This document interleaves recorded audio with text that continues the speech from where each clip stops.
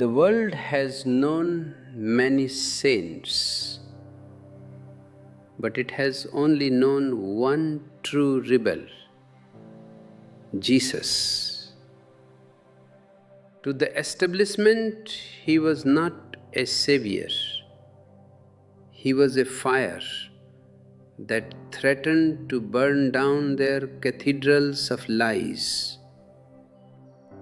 Religion has spent 2000 years trying to extinguish that fire by turning a lion into a lamb.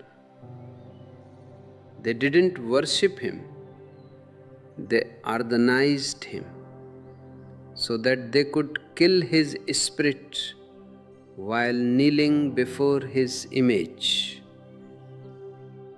Today we strip away the golden robes of the church to find the man who was too dangerous to be kept alive. My beloved ones, I want to talk to you today about a man who has been perhaps the most misunderstood figure in the history of human consciousness. I am talking about Jesus. But before we begin, look at your own hands. Look at your own heart. Are you here to listen to a sermon, or are you here to ignite a fire? Because if you are here for a sermon, you have come to the wrong place. I am not a priest, and I have no interest in making you Christians. In fact, my whole effort is to unmake the Christian in you, so that the Christ can finally be born. You see, Jesus was never a Christian. This is the first thing to understand, and it is a dangerous truth. He was a Jew, yes, by birth, but in his spirit he was a rebel. He was a man of such immense rebellion that the establishment of his time, the priests, the scholars, the politicians could not tolerate him. They had to kill him. And the ultimate irony, the greatest joke of history, is that the very people who claim to follow him today have built a massive, cold, stone structure over his living flame. They call it Christianity. Christianity is the most anti-Christ phenomenon on this earth. Why? Because it has turned a living mystery into a dead doctrine. It has turned a rebel into a commodity. If Jesus were to return today, the first place he would be denied entry would be the Vatican. The Pope would not recognize him. The bishops would find him too unchristian, too dangerous, too unpredictable, because Jesus was not interested in creating a religion. He was interested in creating a new kind of human being, a human being who is free from the conspiracy of the past.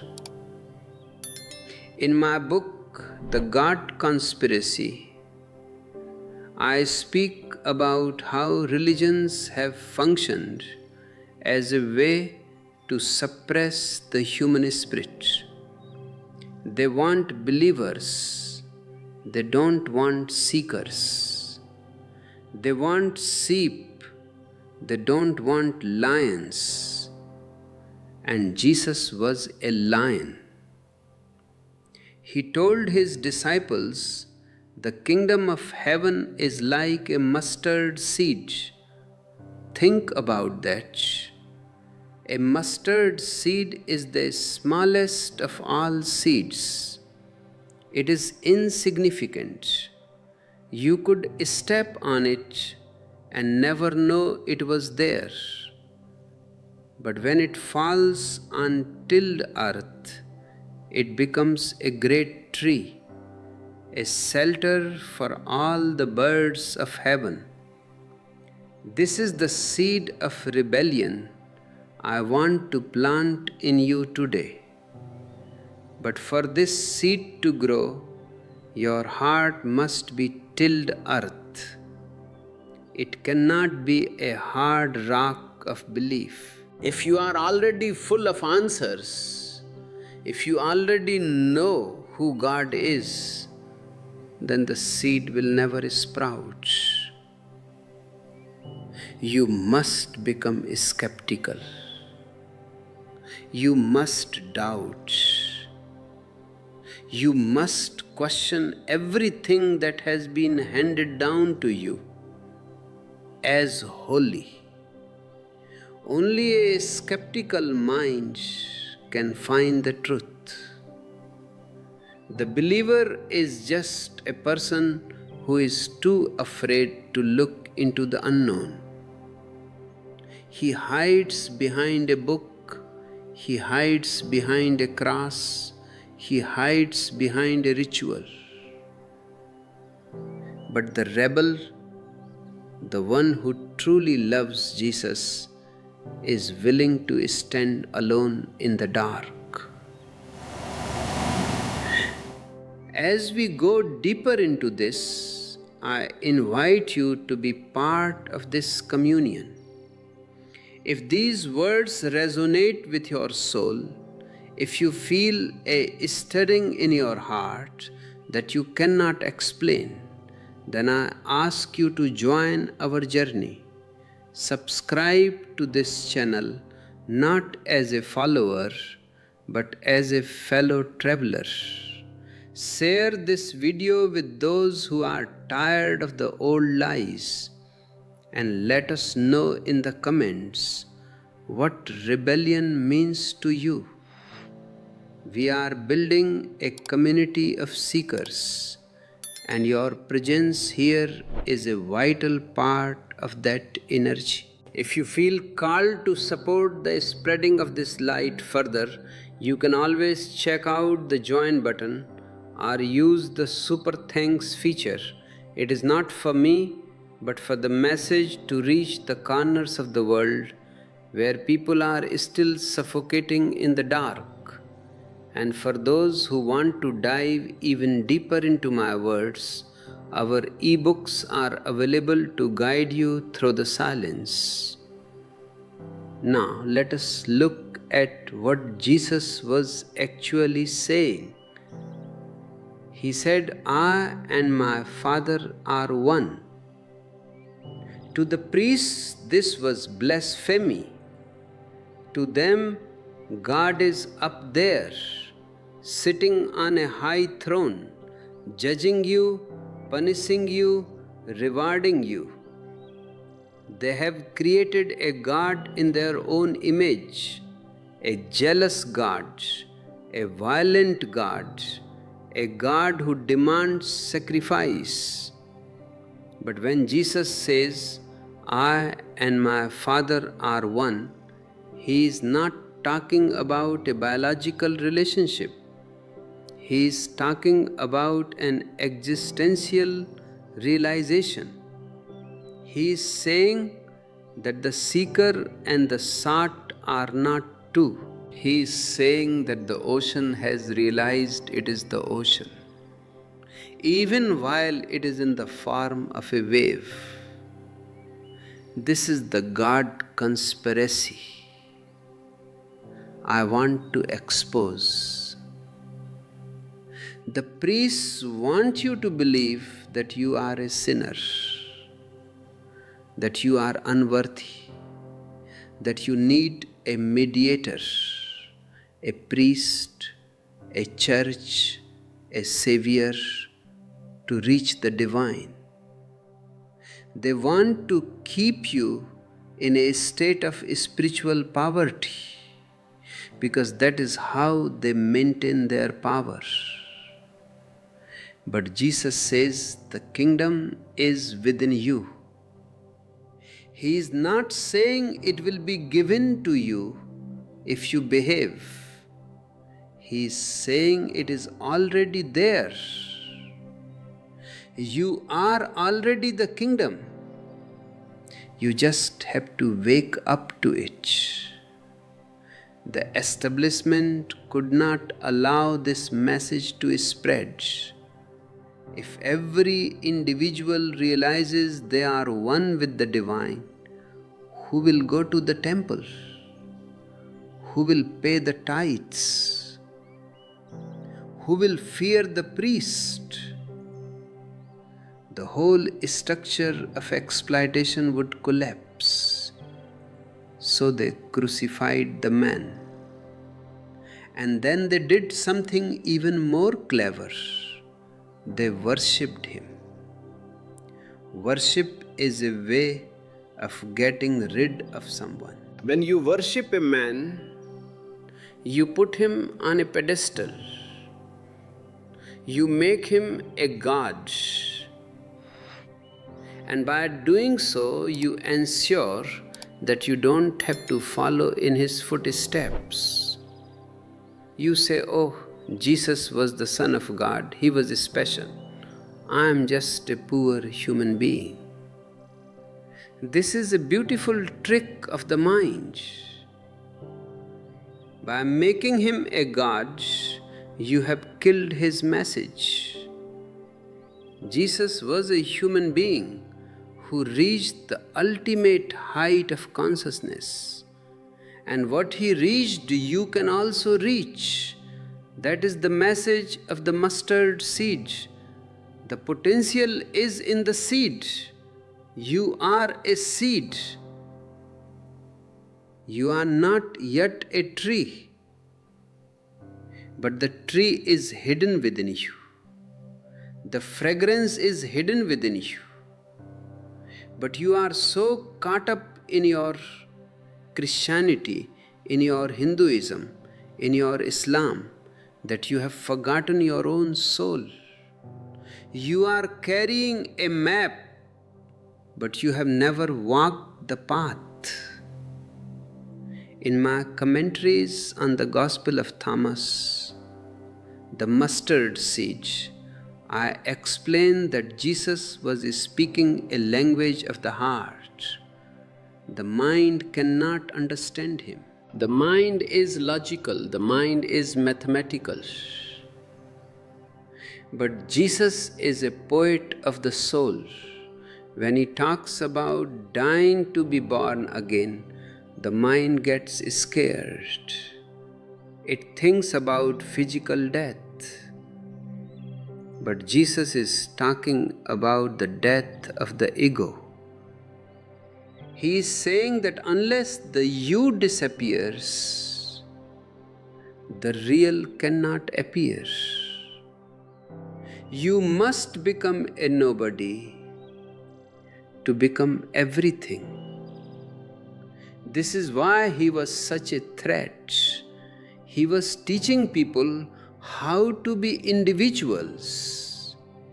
He was teaching people how to trust their own experience over the words of the scriptures. He said, the Sabbath is for man, not man for the Sabbath. This is a revolutionary statement. He is putting the human being above the law, above the tradition, above the institution. This is the definition of a rebel. A rebel is one who values life more than rules.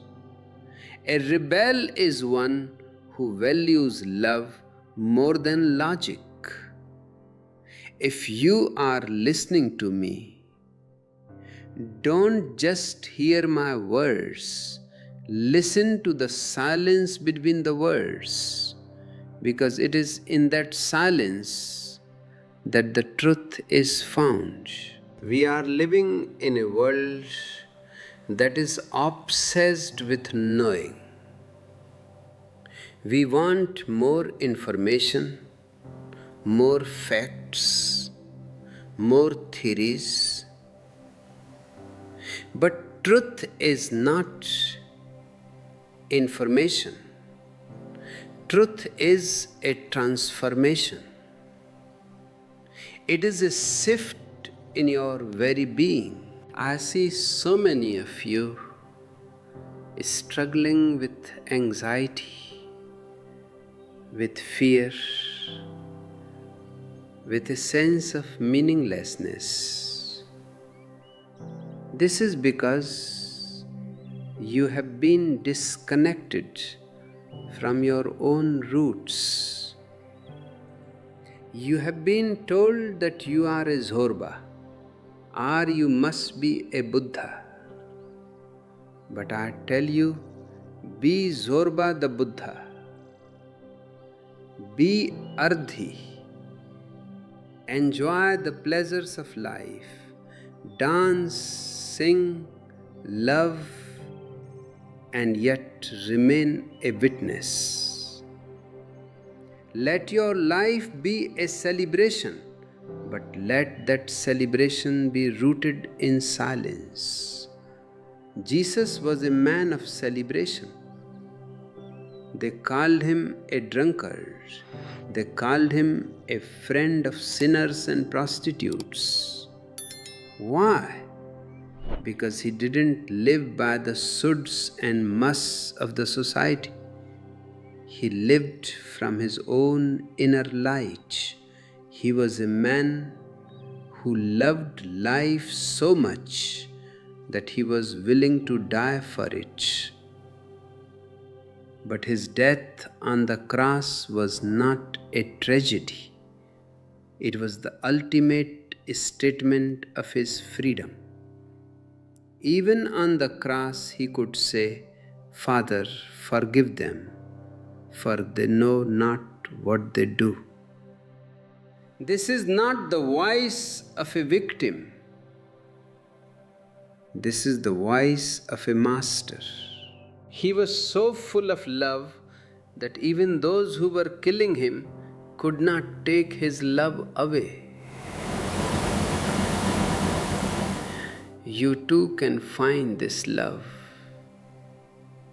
but you will have to drop the God conspiracy. You will have to drop the idea that God is someone else, somewhere else. You will have to drop the idea that you are separate from existence. You are existence. The trees, the stars, the rivers, they are all part of you, and you are part of them. When you realize this oneness, you are enlightened. And that oneness is what Jesus meant by the kingdom of heaven. This journey we are on together is about rediscovering that oneness. It is about peeling away the conditioning of centuries. It is about becoming a child again. As Jesus said, "Unless you become like a child, you shall not enter the kingdom of heaven."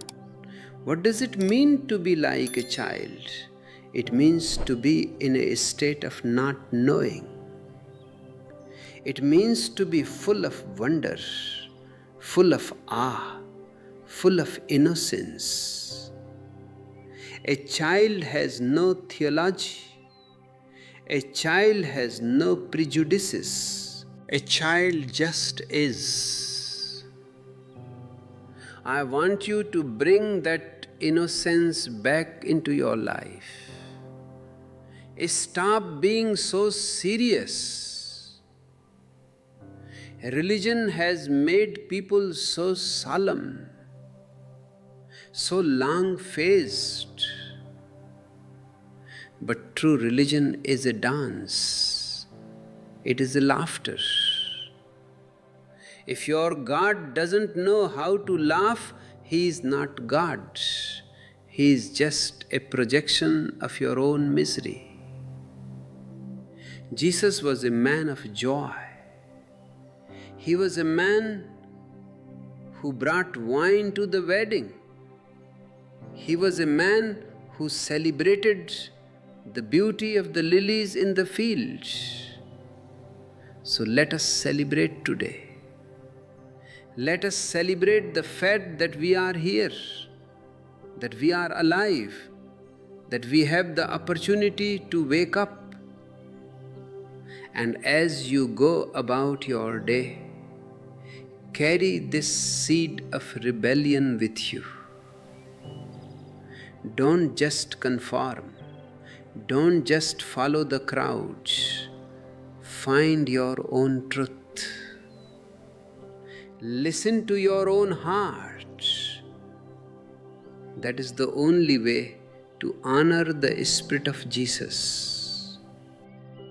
If you find value in these reflections, remember that your engagement helps this message reach more souls.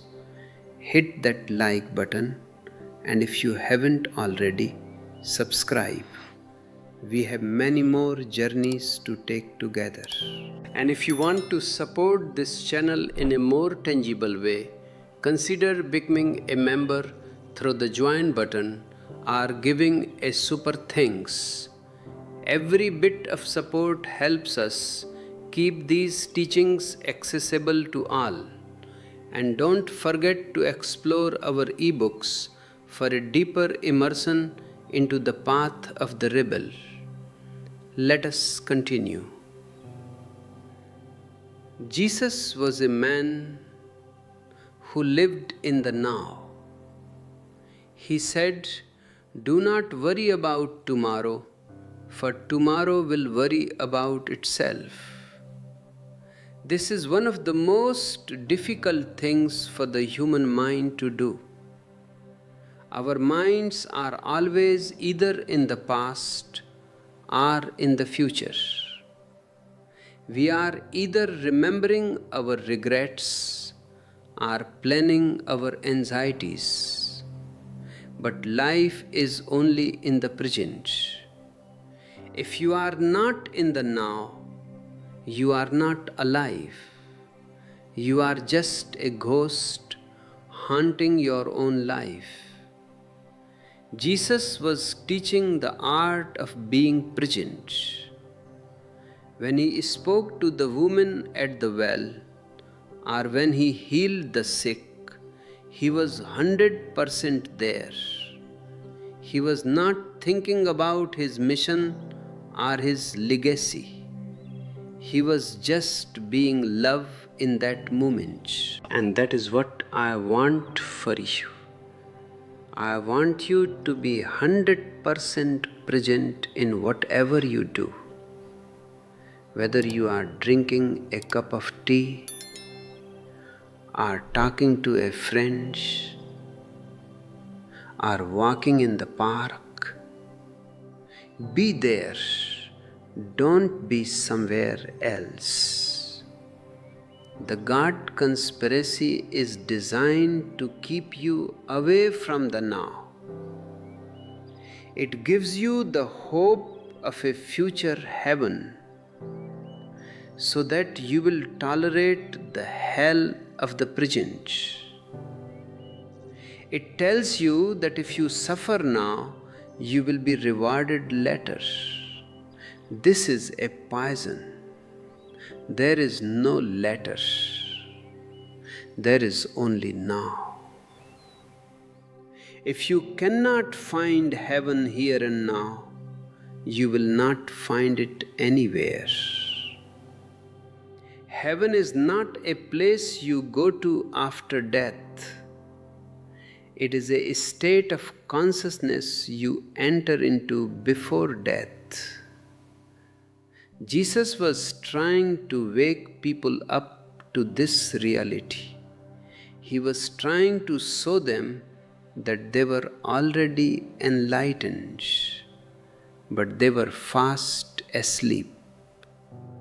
He was a disturber of the peace, not the true peace, but the peace of the symmetry, the peace of people who are dead while they are still alive. He wanted to give them life, and life in abundance. But abundance doesn't mean more money, or more power, or more fame. Abundance means more awareness. Abundance means more love. Abundance means a deeper connection with existence. When you are abundant, you are like the mustard seed that has become a tree. You have something to give. You have a seed to offer. You have a song to share. Most people are living in scarcity. They are always wanting something more. They are always feeling incomplete. This is because they are looking for completion in the outside world. They think a better job, or a better house, or a better partner will make them whole. But nothing on the outside can fill the hole on the inside.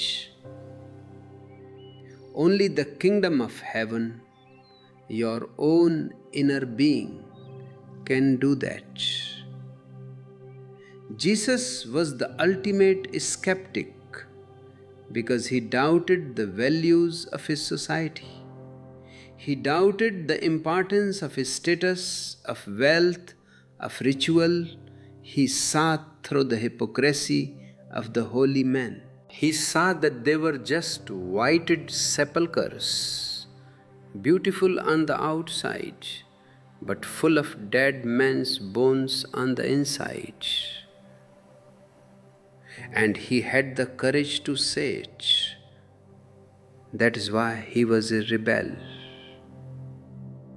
A rebel is one who sees the truth and has the courage to live it, no matter what the cost. Are you willing to be a rebel? Are you willing to look at your own life and see where you are being a hypocrite? Are you willing to see where you are just acting religious without any real transformation? This is a hard question. It is easier to go to church once a week and think you are a good person. It is harder to look into the mirror of your own soul and see the ugliness, the greed, the anger, and the fear. But that is the only way to the light. You have to go through the dark to reach the dawn. You have to face your own God conspiracy before you can reach super consciousness. You have to doubt everything you have been told so that you can find what is truly yours. As we walk this path together, I want you to know that you are not alone. There have always been rebels. There have always been those who refuse to bow down to the idols of the marketplace. There have always been those who sought the truth even at the risk of their lives. Jesus was one of them. Socrates was one of them. Buddha was one of them. And you, if you have the courage, can be one of them too. This is not about starting a new movement. I don't want any followers. If you follow me, you will miss yourself. I am just a finger pointing at the moon. Don't bite my finger. Look at the moon. The moon is your own consciousness. The moon is your own potential. I want to thank you for being here, for listening with such openness. Your presence is a gift. If you feel that these words can help someone else, please share this video. Let the message spread. And if you want to be a more integral part of what we are doing, consider the join button to become a member of our inner circle, or use the super thanks to show your appreciation. Your support helps us produce more of these dangerous truths and keep the flame of rebellion alive. Also, do check out our ebook collection for more intensive study on the path of Zorba the Buddha. Now let us sit for a moment in silence. Let the words sink in. Don't analyze them, just let them be. Let the seed of the mustard seed find its way into the tilled earth of your heart. In that silence, you will find the Christ. Not the Christ of the history books, but the living Christ, the eternal consciousness that is neither born nor dies. That silence is not the silence of the graveyard. It is a vibrating, pulsating, living silence. It is the silence of a man who has finally come home. And this coming home is the most dangerous thing you can do in a society that thrives on your being lost. You see, the society wants you to be a somebody. It wants you to have a name, a prestige, a position. It wants you to be a doctor, a lawyer, a priest, or at the very least, a respectable citizen.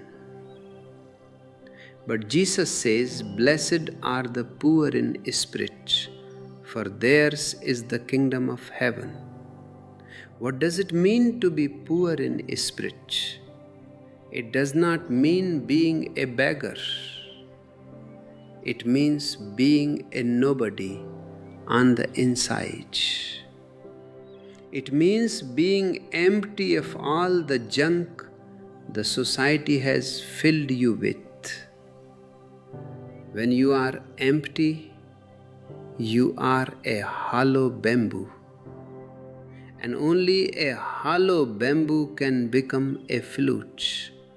Only then can the divine sing through you. The establishment, the God conspiracy, is terrified of empty people, because an empty person cannot be controlled. You cannot bribe a nobody. You cannot threaten a nobody. You cannot manipulate a nobody. and nobody has no ego to be hurt, no ambition to be exploited, and nobody is a rebel by his very existence.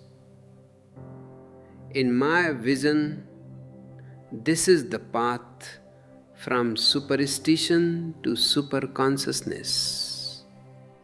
Superstition is based on fear.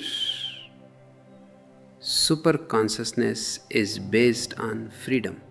And the bridge between the two is skepticism. I am all in favor of the skeptical mind. Don't believe me because I am speaking with authority. Don't believe the Bible because it is holy. Don't believe your parents because they are older. Doubt everything. Question everything. If you look into the mirror of your own life, you will see how many beliefs you are carrying that are not your own. You believe in a certain God because you were born in a certain house. You believe in a certain morality because you were taught it in a certain school. This is not truth. This is just conditioning. You are like a parrot repeating words it does not understand. Jesus was trying to break this conditioning. When he said, I am the way, the truth, and the life, he wasn't saying, follow me like a blind man. He was saying, look at me. I am the proof that a human being can become one with the divine. I am the way because I have walked it. I am the truth because I have realized it. I am the life because I am truly alive. He was an invitation, not a command. But the church turned that invitation into a demand. They said, unless you believe in Jesus, you will go to hell. This is the ultimate conspiracy. They use the fear of hell and the greed for heaven to keep you in their grip. They have turned the most beautiful flower of human consciousness into a weapon of psychological torture. If you are feeling the weight of these words, if you are realizing how much of your life has been lived in the shadows of others' expectations, then I tell you, it is time to wake up. This is the moment. And as we continue this exploration, I want to invite you to be a more active part of this awakening. If you find that these insights are clearing the fog in your mind, please consider hitting the like button and sharing your thoughts in the comments. Tell me, what is the biggest belief you are ready to drop today? Your engagement helps us reach others who are also looking for a way out of the maze. And if you feel a deep resonance with this work, you can support us by clicking the join button to become a member of our community, or by using Super Thanks. This support allows us to keep bringing these truths to light by passing the traditional gates of the establishment. Our e-books are also a wonderful resource for those who want to take these teachings with them into their daily meditation. Let us return to the mustard seed. The seed has to disappear for the tree to be born. This is the mystery of life. If the seed is afraid of disappearing, if the seed clings to its seedness, it will never become a tree. It will remain a potential, unfulfilled and miserable. Most people are like seeds that are afraid to die into the earth. They are protecting themselves. They are building walls of ego, walls of belief, walls of security. But this security is a prison. The real security is in insecurity. The real life is in the risk. Jesus was a man of risk. He had no house, no bank account, no security. He lived like the birds of the air and the lilies of the field. He trusted existence. And because he trusted existence, existence poured itself through him.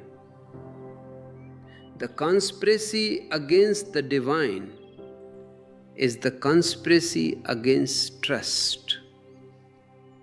The society wants you to trust the bank, trust the government, trust the priest, but never trust your own heart. They tell you that your heart is sinful, that your nature is evil. This is a lie. Your nature is divine. You are born with the same potential as Jesus, as Buddha, as Krishna. But that potential is hidden under layers of guilt. Religions thrive on guilt. If they can make you feel guilty about your body, about your sex, about your joy, then they have won. Because a guilty person is always looking for a way to be saved. A guilty person is always looking for a priest to give him absolution. I say to you, there is no sin. The only sin is to be unaware. And the only virtue is to be conscious. If you are conscious, your actions will naturally be loving, they will naturally be compassionate, they will naturally be beautiful. Not because a commandment told you so, but because that is the fragrance of a conscious soul. In the mustard seed, I talk about the fifth gospel, the Gospel of Thomas. It was found in 1945 in Nag Hammadi, Egypt. For centuries, the church tried to suppress these words because in this gospel, Jesus sounds very much like a Zen master. He doesn't sound like a Christian. He speaks in riddles. He speaks in paradoxes. He says, if you bring forth what is within you, what you bring forth will save you. If you do not bring forth what is within you, what you do not bring forth will destroy you. This is a scientific truth. You have a destiny to fulfill. You have a unique song to sing. If you don't sing it, it will turn into a poison within you. That is why so many people are depressed. So many people are frustrated. They are carrying an unborn child within them, the child of their own potential, and they are not allowing it to be born. The society wants you to be a successful person, but success is the biggest failure if you lose your soul in the process. What does it profit a man if he gains the whole world but loses his own soul? These are the words of Jesus, and they are more relevant today than ever before. We have more gadgets, more technology, more wealth than any generation in history, and yet we are the most miserable. Why? Because we have forgotten the inner. We have focused entirely on the outer. We have decorated the house, but the master of the house is missing. I want to help you find that master. I want to help you realize that you are not a cog in a machine. You are not just a taxpayer or a consumer. You are a miracle. You are a unique expression of the divine. And the God conspiracy is the attempt to make you forget that miracle. They want you to worship a God in the sky, so that you don't look at the God within. They want you to wait for a second coming, so that you don't realize that the first coming is happening right now. In every breath you take. Don't wait. The time is now. The kingdom of heaven is at hand. It is not something that will happen after you die. It is something that happens when the ego dies. When the I is no more, the kingdom is. I see people going to Jerusalem, going to Mecca, going to Kashi, searching for the divine. But the divine is not in the stones. The divine is in the seeker. You are looking for the one who is looking. Stop the search and start the seeing. Jesus said, "Split a piece of wood and I am there. Lift up the stone and you will find me there." He is saying that the divine is in everything. In the wood, in the stone, in the wind, in the person sitting next to you. But you can only see it there if you have first seen it here in your own heart. The priests don't want you to know this. They want to keep the divine locked up in their temples and churches. They want to be the gatekeepers. But I tell you, there are no gates. The door is always open. In fact, there is no door. You are already in the room. You are just standing in the corner with your eyes closed, dreaming that you are a prisoner. Open your eyes. That is all that is needed.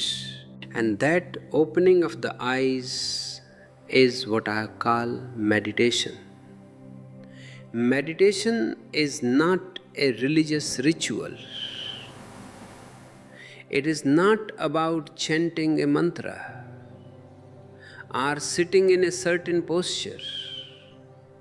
Meditation is simply a state of awareness. It is a state of being a witness. When you are angry, be a witness to the anger. When you are sad, be a witness to the sadness. When you are happy, be a witness to the happiness. Slowly you will realize that you are not the anger, you are not the sadness, you are not the happiness. You are the witness who sees it all.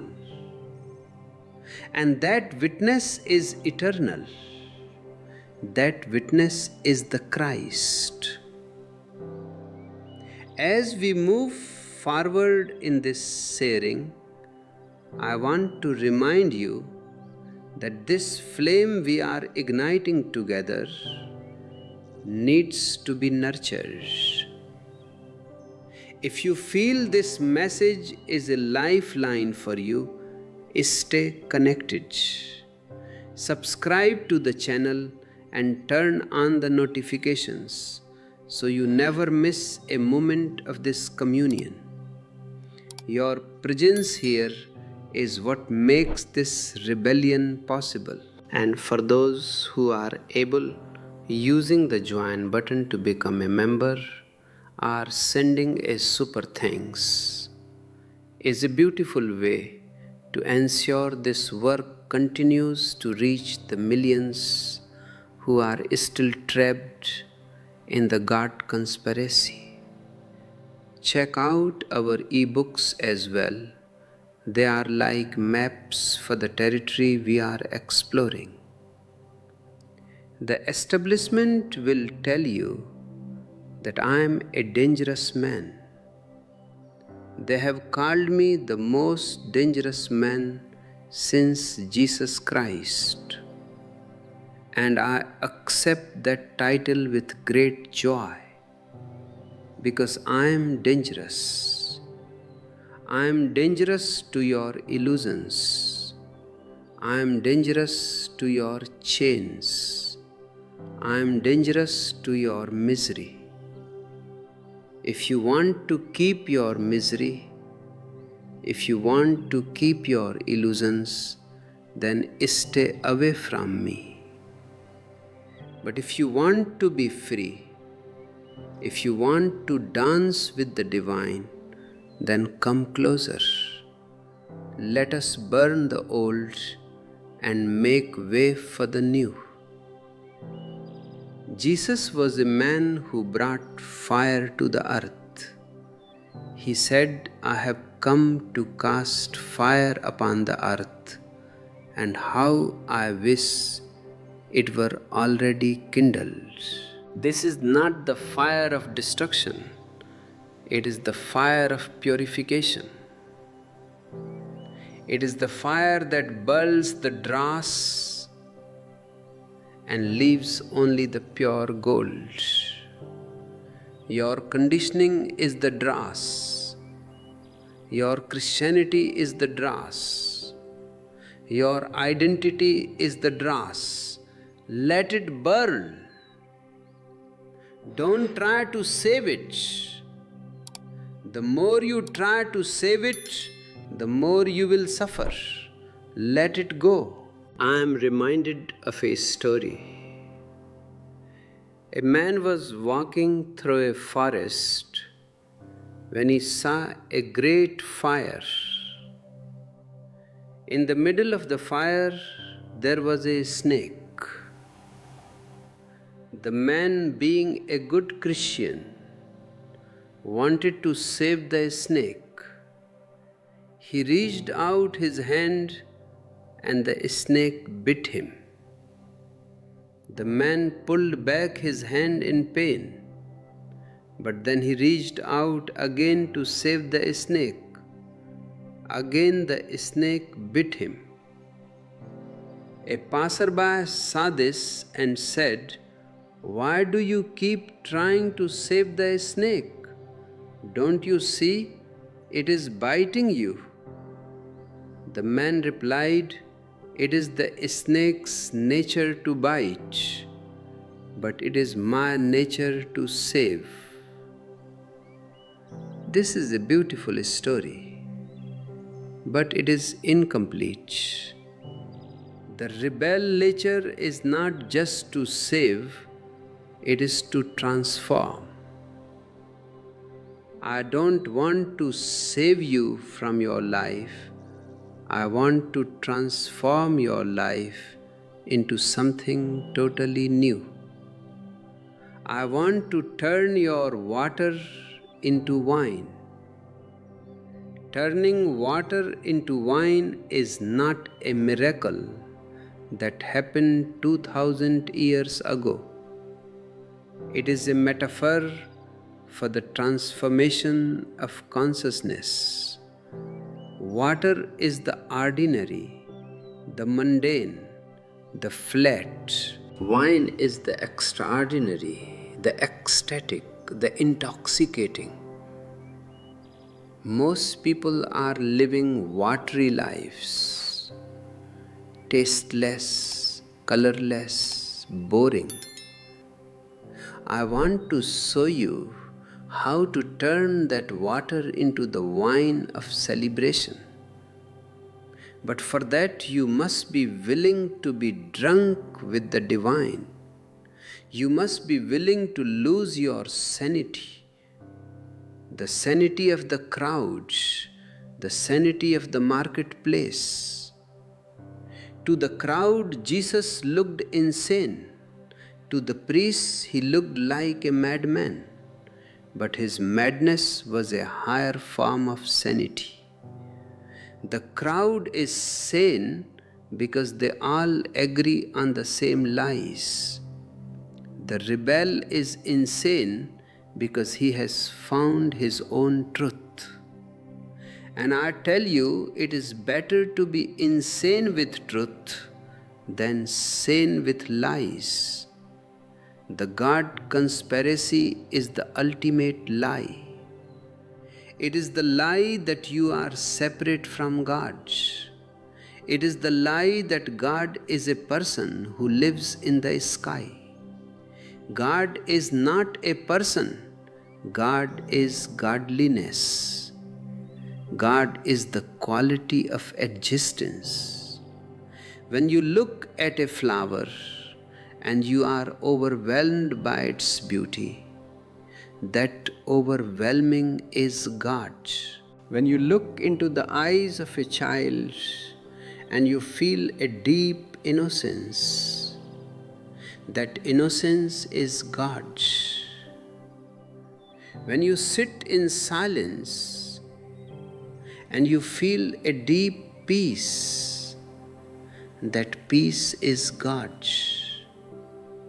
God is a verb, not a noun. God is happening all the time. But you are so busy with your gods of stone and paper that you miss the God of the heartbeat. Jesus was trying to point this out. He was trying to show people that the divine is a living reality, not a theological concept. But theology is easier than reality. Reality demands that you change. Theology only demands that you believe. That is why people prefer the Bible to the living Christ. The Bible doesn't ask you to change your life, it just asks you to read it. to memorize it, to respect it. But the living Christ, if you come close to Him, He will set you on fire. He will destroy everything you think you are. This is what I am doing here. I am not here to give you a new belief system. I am here to take away all your belief systems. I am a thief. I want to steal your mind so that your heart can breathe. In the God Conspiracy, I explain how the concept of God has been used to keep the humanity in a state of childhood. The priests want you to remain a child so that they can be your fathers. They call themselves Father, Holy Father, Pope, which means Papa. This is a way of keeping you dependent. But a true master doesn't want you to remain a child. A true master wants you to grow up. A true master wants you to become a master yourself. Jesus told His disciples, "Greater things than these shall ye do." He was inviting them to surpass Him. This is the sign of a true teacher. He doesn't want followers. He wants to create more lights in the world. The church, however, wants followers. They want a flock.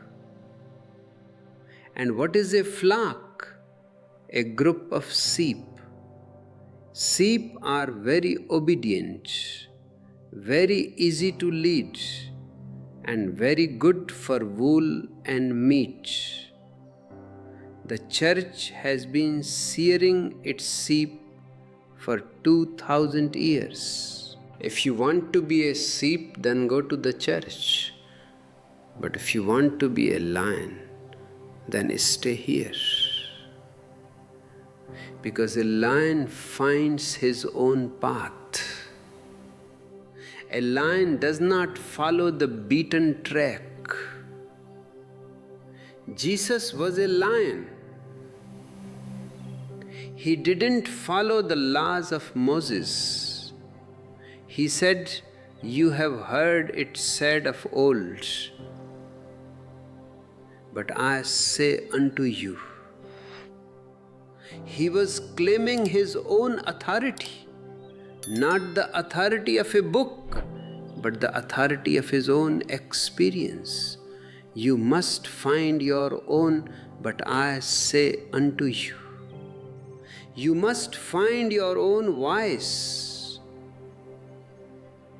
You have been a carbon copy for too long. Be an original. Existence only loves originals. This is the meaning of the mustard seed becoming a great tree. The seed is an original. The tree is an original. No two mustard trees are the same. But the society wants us all to be like plastic trees, all looking the same, all behaving the same, all perfect but dead. I prefer a real tree with all its crooked branches and falling leaves to a perfect plastic tree. Because the real tree is alive, and life is messy. Life is unpredictable. Life is dangerous. If you are following me, you are entering a danger zone. You are entering the zone where the ego can no longer survive. And that is the most beautiful thing that can happen to a human being. As we pause for a moment, I want you to look deep within. What are you afraid of losing? Is it your reputation? Is it your certainties? Is it your faith?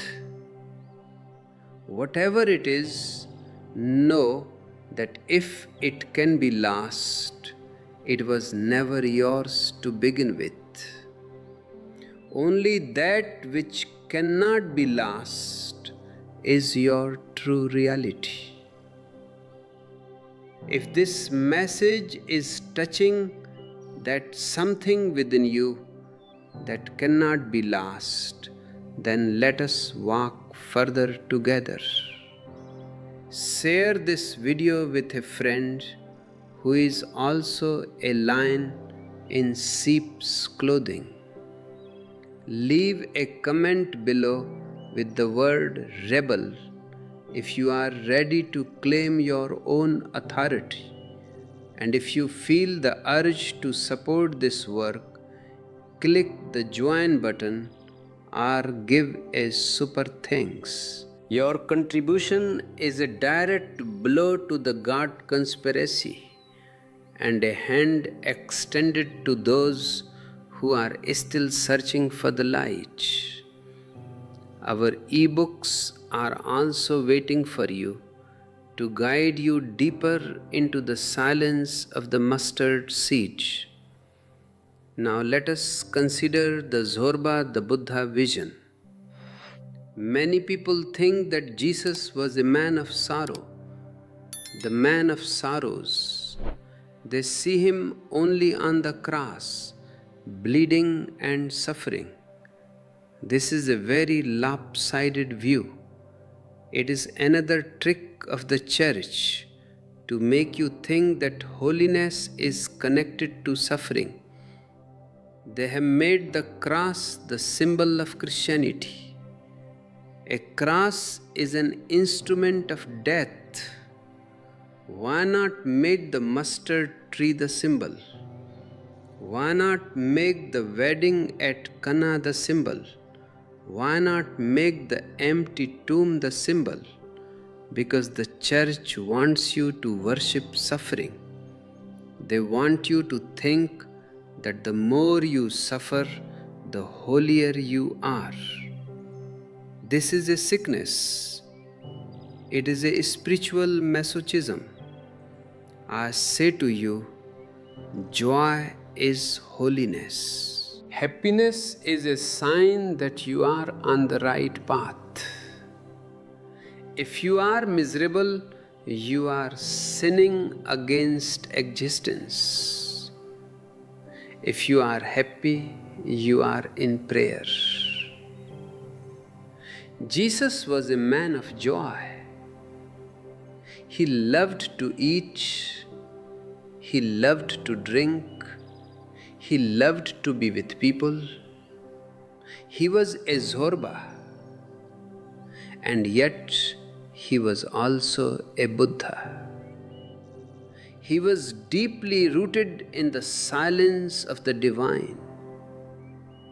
This is my vision for the new human being.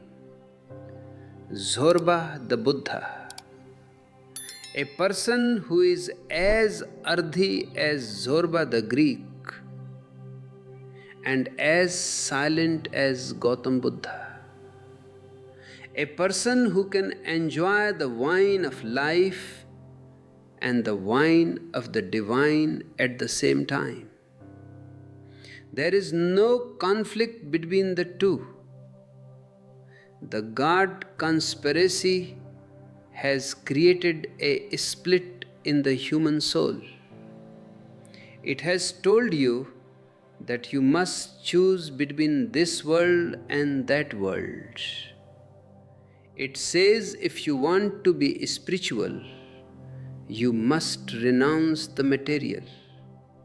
This has made the world a very ugly place.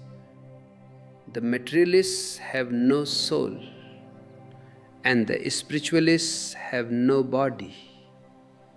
But you are both. You are a meeting point of the earth and the sky. Your feet are on the ground, but your head can touch the stars. Don't choose. Be both. Jesus was both. He was a man of the earth and he was the Son of heaven. He was a rebel because he refused to accept the split. He lived a total life, and a total life is the only holy life. The priests hate totality. They want you to be divided because a divided person is a weak person. A divided person is always at war with himself, and a person at war with himself is easy to rule. I want to end your inner war. I want to help you become one piece.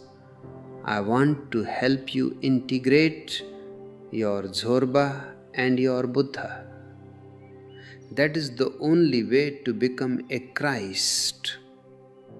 Christ is not a last name. It is a title.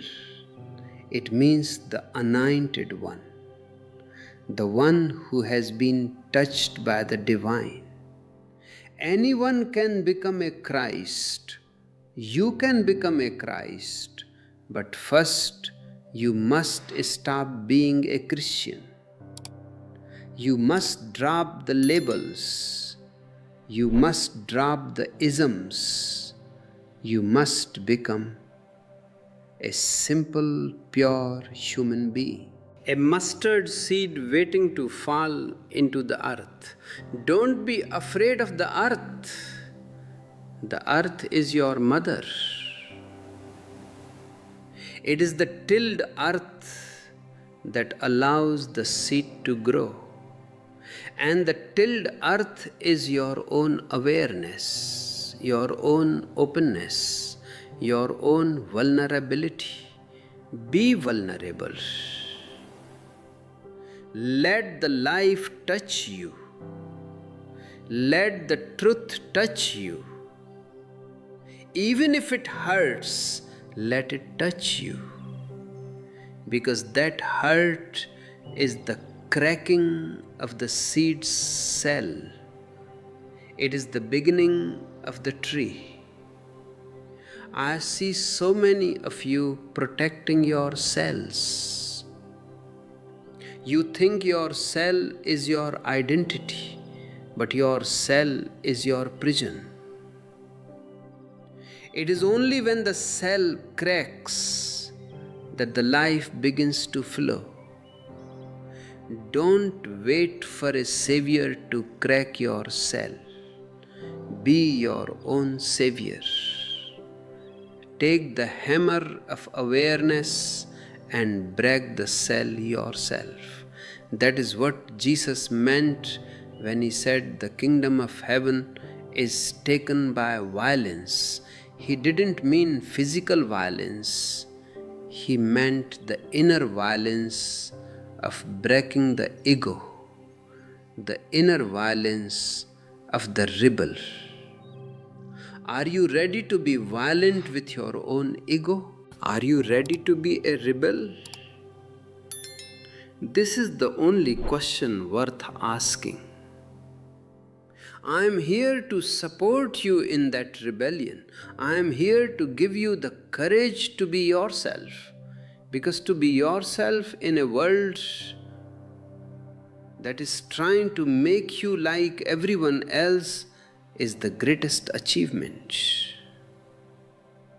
If you feel the fire of this rebellion is starting to burn in your heart, then don't let it go out. Feed it.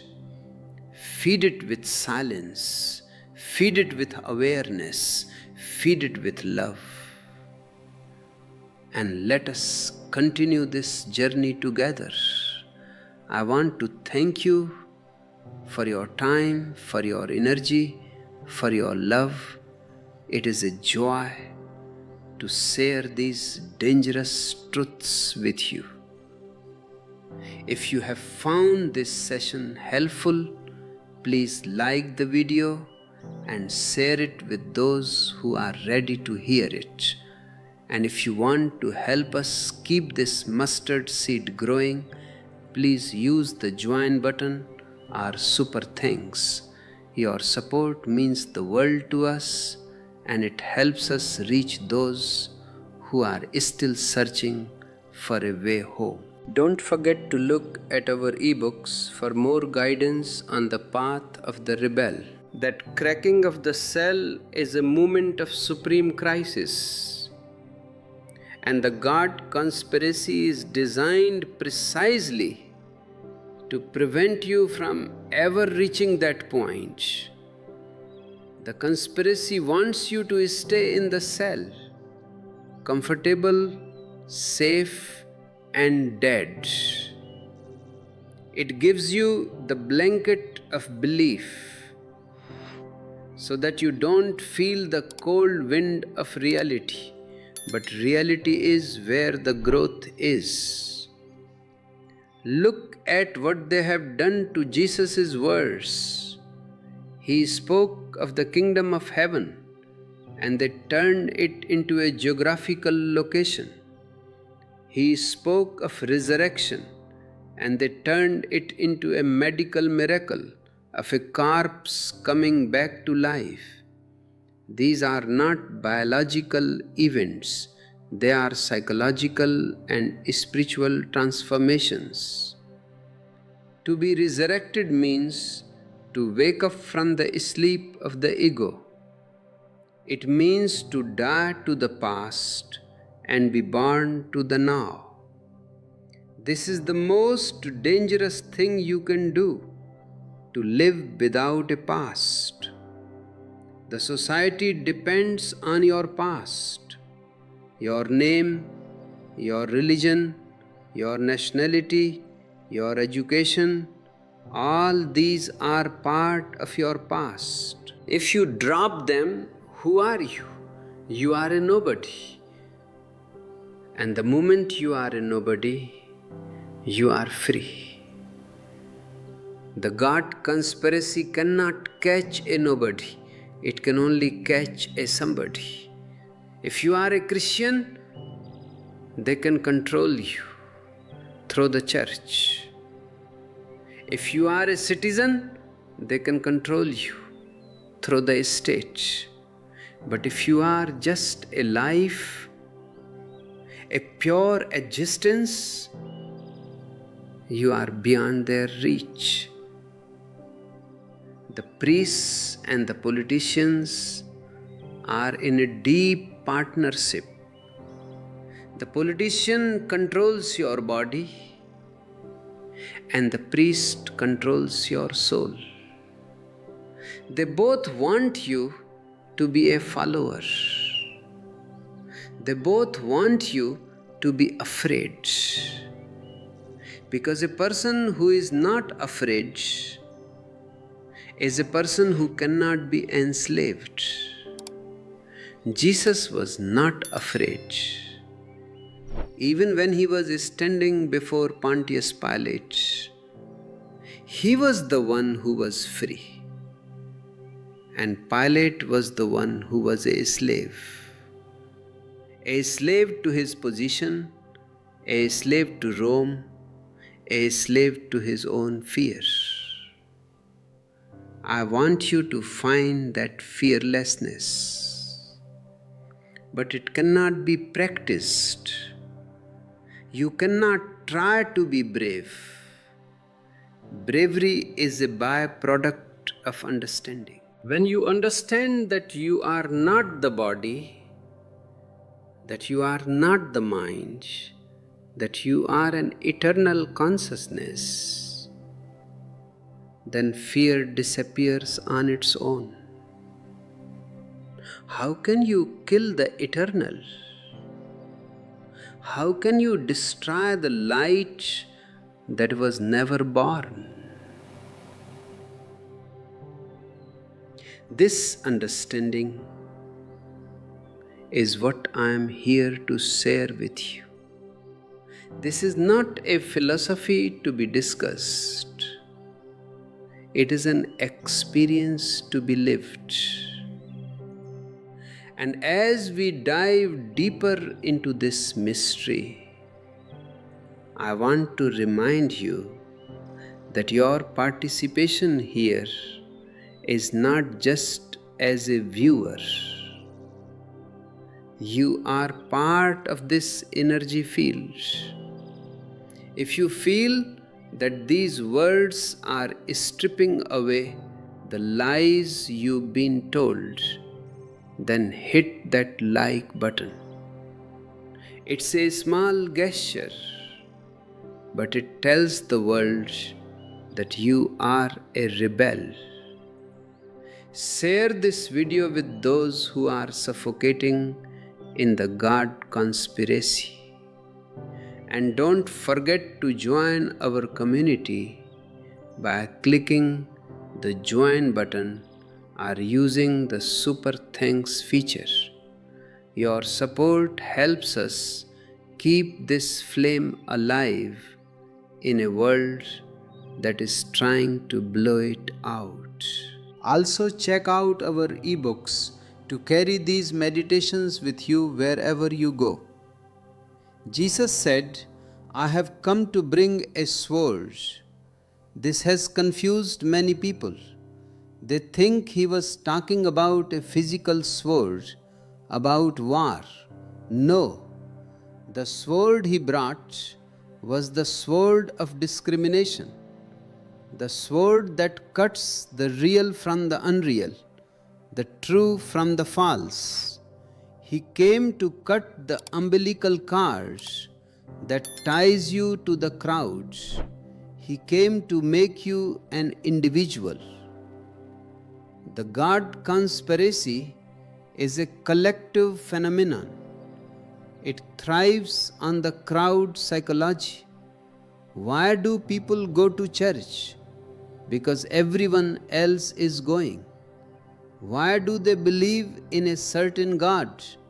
Because their parents believed in him. It is a herd mentality. But the truth is only found in solitude. You have to stand alone. The flight of the alone to the alone, that is the definition of the spiritual path. Jesus was an alone man. Even in the crowd, he was alone. On the cross, he was alone. And in that aloneness, he found the all. If you are afraid of being alone, you will never find yourself. You will always be a shadow of someone else. You will always be a part of the conspiracy. The church tells you that God is love, but their love is very conditional. They say God loves you if you follow the commandments, if you believe in His Son, if you give money to the poor. This is not love. This is a business deal. True love has no if. True love is like the sun. It shines on the good and the bad, on the saint and the sinner, without any distinction.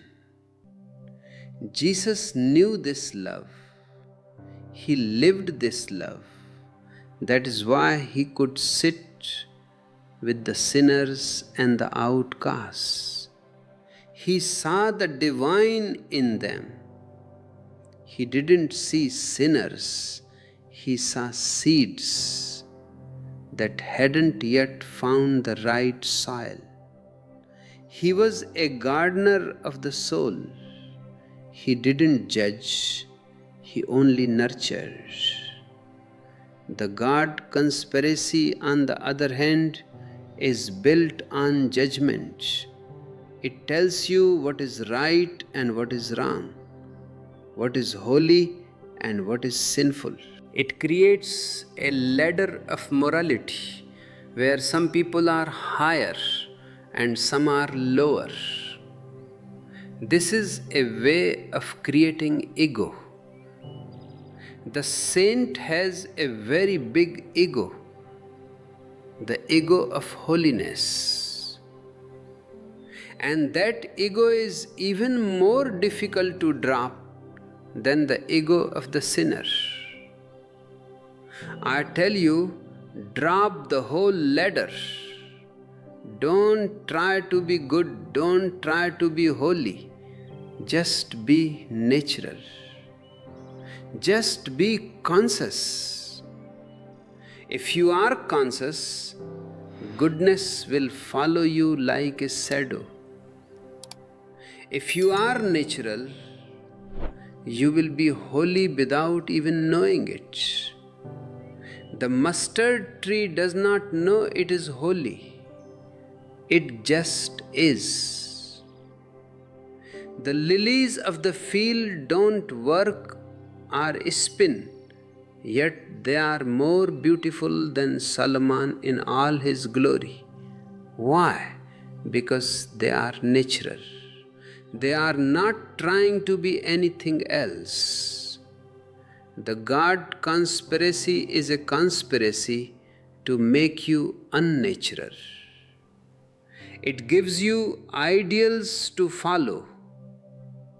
It tells you that you should be like this or like that. And because you can never reach those impossible ideals, you feel a deep sense of failure, a deep sense of guilt. This guilt is the hook that the priests use to pull you. I want to take that hook out. I want you to be happy with yourself just as you are. You are a perfect creation of existence. You don't need to be improved. You only need to be realized. You are like a gold mine that is covered with dust.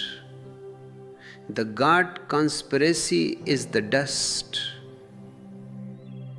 My work is to help you clear the dust so that the gold can shine. This process of clearing the dust is what I call the active path. It requires your total intensity. You cannot be lukewarm. Jesus said, "Because thou art lukewarm, and neither cold nor hot, I will spew thee out of my mouth." Existence has no place for the lukewarm. You must be on fire.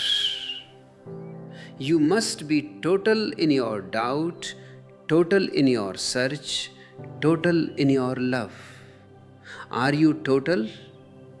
Or are you just playing religious games? Are you here because you are truly thirsty? Or are you just here to pass the time?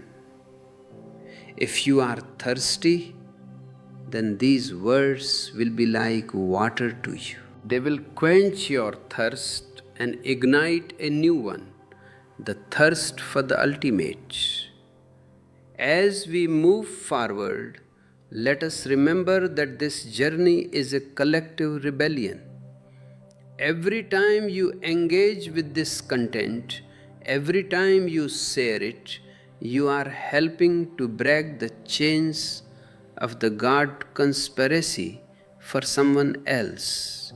So please like the video and let us know your thoughts in the comments. Have you ever felt the guilt that religion imposes?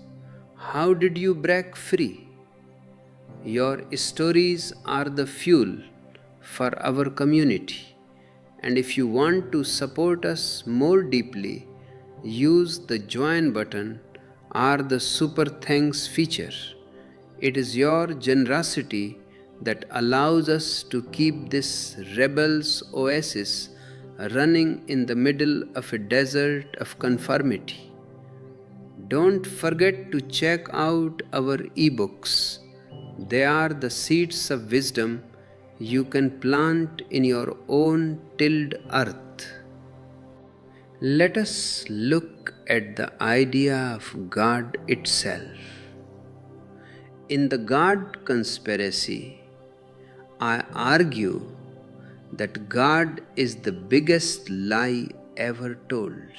Not because there is no divine, but because the word God has been used to hide the divine. The word God has become a thing, a person, a concept. But the divine is a quality, an experience. When the seeker reaches the end of his journey, he doesn't find a God sitting on a throne. He finds himself. He finds a vast emptiness that is full of light. He finds a silence that is full of music. He finds that the I has disappeared, and what remains is that Tattvam Asi, that art thou. Jesus was trying to say this, but his language was limited by his time and his culture. He had to use the word Father. But he didn't mean a biological father in the sky. He meant the source. He was saying that he had returned to the source, and he was inviting everyone else to do the same. The church, however, took the word Father literally. They created a patriarchal religion that has oppressed women and the feminine for centuries. They made God a man, and by doing so, they destroyed the balance of life. But I tell you, God is as much a mother as a father. In fact, God is neither. God is the isness of existence. To reach this isness, you don't need a priest. You don't need a church. You don't even need a Jesus. You only need your own awareness. This is the ultimate rebellion. To realize that you are enough. To realize that you are already what you are searching for. The God conspiracy wants to keep you searching outside. It wants you to look for salvation in the future, in another world. But I say, the only salvation is here and now. The only Savior is your own consciousness. Jesus said, "Seek and ye shall find. Knock and it shall be opened." But most people are knocking on the wrong doors. They are knocking on the doors of temples, of mosques, of churches. Those doors lead only to more concepts. If you want to find the truth, you must knock on the door of your own heart. And when that door opens, you will find that there was no door at all. It was always open. You were just looking the other way. I want to help you turn around. This is what metanoia means. In the Bible, it is translated as repentance, but that is a wrong translation. Metanoia means turning around, a complete U-turn of consciousness. Instead of looking at the objects, you start looking at the subject. Instead of looking at the world, you start looking at the seer. This turning around is the most revolutionary act a human being can perform. It is the beginning of the end of the God conspiracy. Because once you have seen the light within, no one can sell you a candle. Once you have tasted the wine of the divine, no one can sell you holy water. Jesus was a man who had turned around. That is why he was so happy, so ecstatic. He was drunk with the divine. And he wanted everyone else to join the party. He said, I have come that they might have life, and that they might have it more abundantly. He wasn't talking about moral life, he was talking about overflowing life. But the church is afraid of overflowing life. They like controlled life, managed life, repressed life. They like people who are half dead, because half dead people are obedient. A person who is truly alive is always a bit unpredictable, a bit wild, a bit rebellious. Jesus was wild. He was like a mountain stream, fast, loud, and pure. He didn't care about the respectability of the town. He cared about the truth of the soul. And that truth is what I want for you. Don't settle for respectability.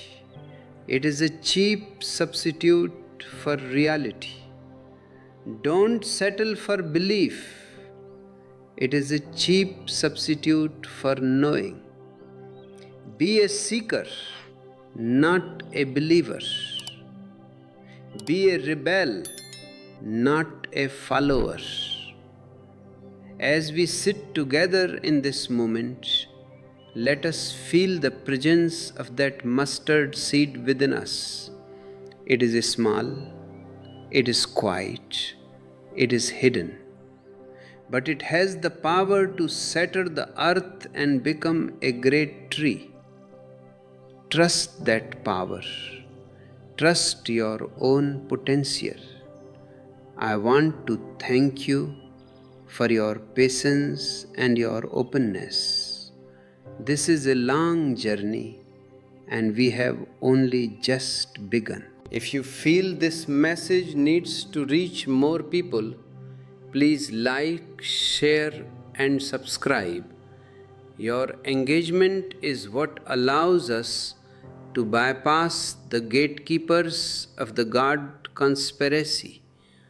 And if you are moved to support us, the join button and the super thanks are there for you. Your contributions directly support the creation of this commune of consciousness. And for those who want more, our ebooks offer a deep dive into the heart of the rebel. Let us continue. Jesus said, "The kingdom of heaven is like unto a merchant man seeking goodly pearls, who, when he had found one pearl of great price, went and sold all that he had and bought it." This is a very deep statement. What is this pearl of great price? It is your own soul. And what does it mean to sell all that you have? It means to drop all your attachments, all your identifications, all your ego. To find the one, you must give up the many.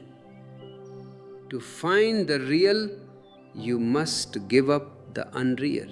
Most people want to keep their ego and find the divine at the same time. This is impossible. You cannot have both. You must choose. The God conspiracy tells you that you can have both. It says just come to church, say your prayers, give some money, and you can keep your ego, your greed, your anger, and still go to heaven. This is a lie. It is a way of keeping you in the marketplace. Jesus was not a man of the marketplace. He was a man of the Paran. He knew that the soul is worth everything. He was willing to give up his life for that Paran. And I am not asking you to give up your physical life, but I am asking you to give up your psychological life. The life of the me, the mine, the self. When the me disappears, the divine appears. It is a simple law of existence. Two things cannot occupy the same space. If you are full of yourself, there is no room for God. If you are empty of yourself, you are already God. This emptiness is what I call sunyata. It is not a negative emptiness, it is a positive fullness. It is like a room that is empty of furniture but full of light. Most people are so afraid of emptiness that they fill their lives with furniture, with relationships, with possessions, with entertainment, with gods. They are trying to hide from their own inner void. But that void is the door. Don't be afraid of it. Enter it. Dissolve into it. In that dissolution, you will find the resurrection. You will find that you were never the furniture, you were always the space. Jesus was the space. That is why he could say, "I and my Father are one." He had realized that he was the vast emptiness of existence. And that is why he could love so deeply.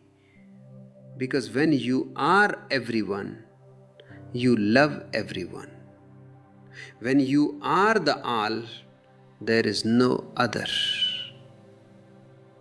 This is the message of the mustard seed. The seed dies, and in its death, it becomes the tree. It doesn't become something else.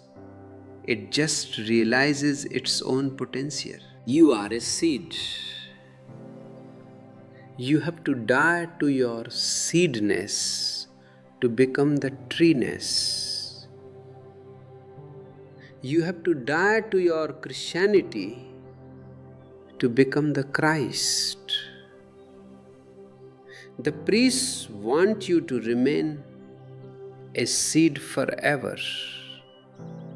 They want to keep you in a package, labeled and stored on a shelf. But I want to throw you into the earth. I want you to get your hands dirty with life. I want you to rot, to disappear, to vanish, because only then will the large tree appear.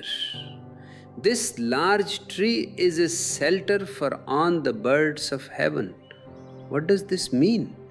It means that when you become conscious, you become a blessing to the whole existence. Your presence becomes a shelter. Your silence becomes a psalm. Your love becomes a healing. You don't have to do anything to help the world. You just have to be. A conscious person, just by being there, changes the vibrations of the whole earth. This is the only way to save humanity, not through politics, not through social work, but through individual transformation. The God conspiracy is a conspiracy against the individual. It wants you to be a social animal. But I want you to be a spiritual individual. A social animal is a part of the machine. A spiritual individual is a part of the divine. Which one do you choose? This is the choice you have to make every moment. Every time you follow your own heart, you are choosing the divine. Every time you follow the crowds, you are choosing the machine. Don't be a cog. Be a mustard seed, small, insignificant in the eyes of the world, but carrying the whole kingdom of heaven within you. As we bring this part of our journey to a close, let the silence of these words settle in your heart. Let the fire of the rebel burn away the dross of your conditioning. And remember, this is a path of joy, not of sorrow. We are here to celebrate. Thank you for being a part of this awakening. If you haven't already, please like the video and subscribe to the channel. Share this message with those who are ready to hear the dangerous truth. And if you feel the urge to support this rebellion of love, consider using the join button or giving a super thanks. Your generosity is what keeps this channel independent and free from the influence of the God conspiracy. Don't forget to explore our ebook collection. It is a treasure chest of wisdom for the modern seeker. Let us sit in silence for a few moments and feel the mustard seed within. That silence is the only true temple. Any other temple made of marble and gold is just a trap, a beautiful distraction to keep you from the simple truth that you are already what you are seeking. The God conspiracy is so subtle because it uses your own spiritual hunger against you. It gives you a stone when you are asking for bread. It gives you a belief when you are asking for an experience. Why do you think the established religions are so afraid of the Gospel of Thomas, the mustard seed teachings of Jesus? Because in those teachings there is no place for a priest. There is no place for a mediator. Jesus is talking directly to the individual, bypassing the whole bureaucracy of the synagogue and the church. He is telling his disciples, the kingdom of heaven is inside you and it is outside you. This is a terrifying thought for the Vatican. If it is everywhere, then why go to the Vatican? If it is inside you, why need a pope? The conspiracy of the priesthood is to make God a person, located in some distant heaven. Once God is a person, he can have rules, he can have favorites, he can have a representative on earth. But God is not a person. God is godliness. It is a quality of being, like fragrance is to a flower. When you are silent, when you are aware, when you are loving, you are guarding. You are in that state of godliness. Jesus was trying to share this fragrance, but the people around him were interested in the flower, not the fragrance. They wanted to hold on to him, to make him their king, to make him their leader. But a master doesn't want followers.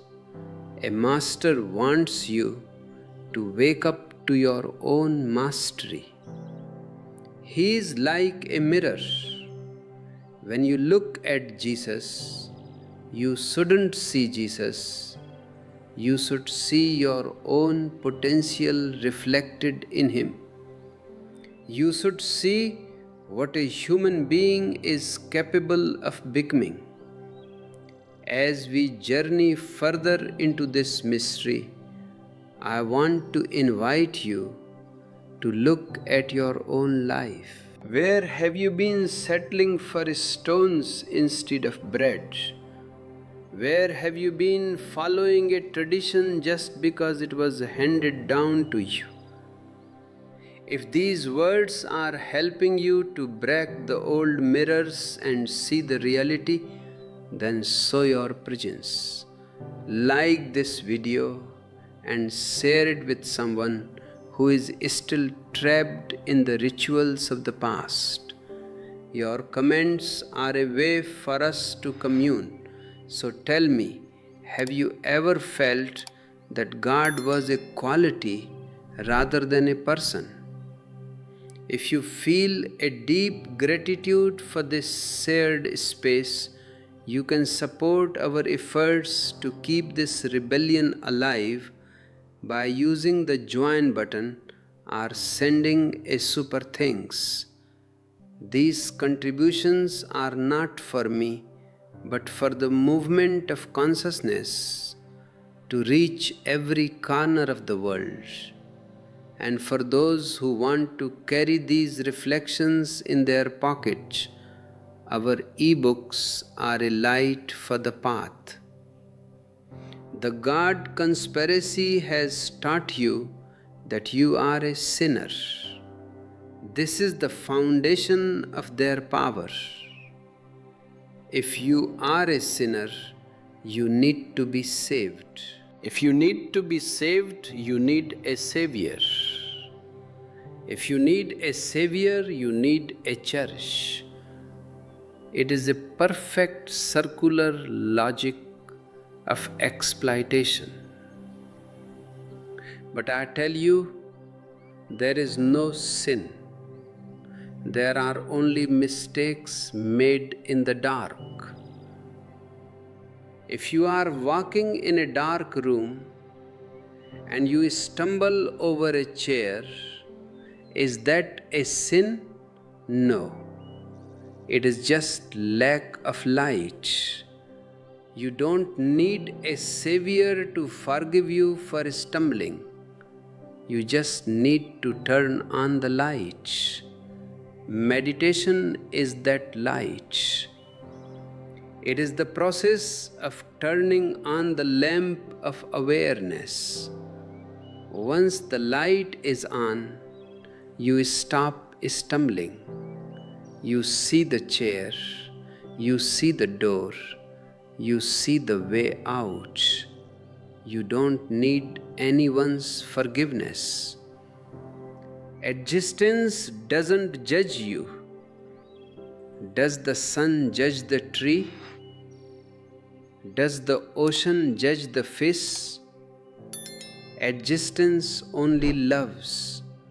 It provides the air, the water, the light, without asking any questions. Jesus was a man who had turned on his light. That is why he was called the light of the world. But the conspiracy wants you to worship his light while keeping your own lamp dark. They want you to remain a believer in his light. But what is the use of believing in light if you are sitting in the dark? You can repeat the light is great, Jesus is the light for 1,000 years, but it won't help you see. You must ignite your own flame. This is the meaning of the mustard seed falling on tilled earth. The tilled earth is your own intelligence, not the intelligence of books, but the intelligence of a skeptical, inquiring mind. The priests have tried to destroy human intelligence, because intelligence is the enemy of belief. They want you to have faith, but faith is just another word for blindness. Truth does not require faith, it requires seeing. I want you to be seers, not believers. I want you to look at life with fresh eyes, as if you are seeing it for the first time. Look at the trees, the birds, the stars. They are all part of the God conspiracy. The real conspiracy, which is the conspiracy of love. Everything is conspiring to help you grow, to help you blossom. But you are too busy looking at your prayer books to notice. Jesus was a hippie of his time. He didn't have a job. He didn't have a house. He didn't care about social status. He was a wanderer, a rebel, a lover of life. He was a threat to the respectable people because he showed that you can be happy without their rules. He showed that you can be divine without their temples. The crucifixion was not just a political act, it was a psychological act. The society was saying, we cannot tolerate a man who is so free. If he is free, then we are all slaves. Either he is wrong or our whole way of life is wrong. We must kill him to prove that we are right. But you can kill the man, you cannot kill the truth. The truth of Jesus' rebellion is still alive and it is waiting to be reborn in you. But for it to be reborn, you must drop the Christian identity. The Christian is the murderer of the Christ. The Christian is the one who has institutionalized the rebellion, who has turned the fire into an air-conditioned room. Don't be a Christian, be a Christ. Be a rebel, be an individual. In the God conspiracy, I speak about the path from superstition to superconsciousness. Superstition is anything that you believe without knowing. Superconsciousness is the direct experience of reality. To move from one to the other, you must be willing to let go of your certainties. You must be willing to walk into the unknown. The mustard seed is a seed of the unknown. It is small and insignificant, but it contains a large tree. You are carrying that tree within you right now. You are carrying a Buddha, a Christ, a Krishna within you. But you are so afraid of the earth, so afraid of losing your ego, that you remain a seed. If you find that these words are making your cell crack, then let it crack. Don't try to glue it back together. The cracking is the beginning of your freedom. If you feel this pull toward the light, then join us on this path. Hit the like button, subscribe, and share this message with those who are tired of the God conspiracy. We are creating a space for rebels to find each other.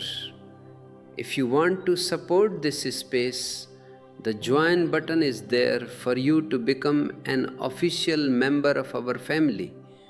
You can also use super thanks to show your appreciation for these daily doses of truth. And our ebooks are always available to help you deepen your meditation and your understanding of the fifth gospel. Let us consider the idea of prayer. For most people, prayer is a way of begging God for something. Give me this, give me that, forgive me for this. This is not prayer. This is just greed. True prayer is a listening. It is not you talking to God. It is you being so silent that God can talk to you. And when God talks, He doesn't use words. He uses the silence, the wind, the rustle of the leaves, the heartbeat. Jesus was a man of true prayer. He would go into the mountains, into the desert to be alone and silent. He was listening. And what he heard was the Abba, the Father, the Source. He heard the oneness of all things. The God conspiracy wants you to pray out loud, to chant, to sing hymns, to make noise. Why? Because as long as you are making noise, you cannot hear the silence. As long as you are busy with religious activities, you won't realize that you are missing the religious experience. I want to take away all your noise. I want to give you back your silence. Because it is in that silence that the mustard seed sprouts. It is in that silence that the God conspiracy falls away. You don't need to fight the conspiracy. You just need to become aware of it. The moment you see the lie as a lie, it loses its power over you. The priests know this. That is why they keep you busy. They give you rituals. They give you fasts. They give you holy days. They keep your mind occupied so that you never have a moment of pure, unoccupied awareness. But I say, the only holy day is today. The only holy place is right here.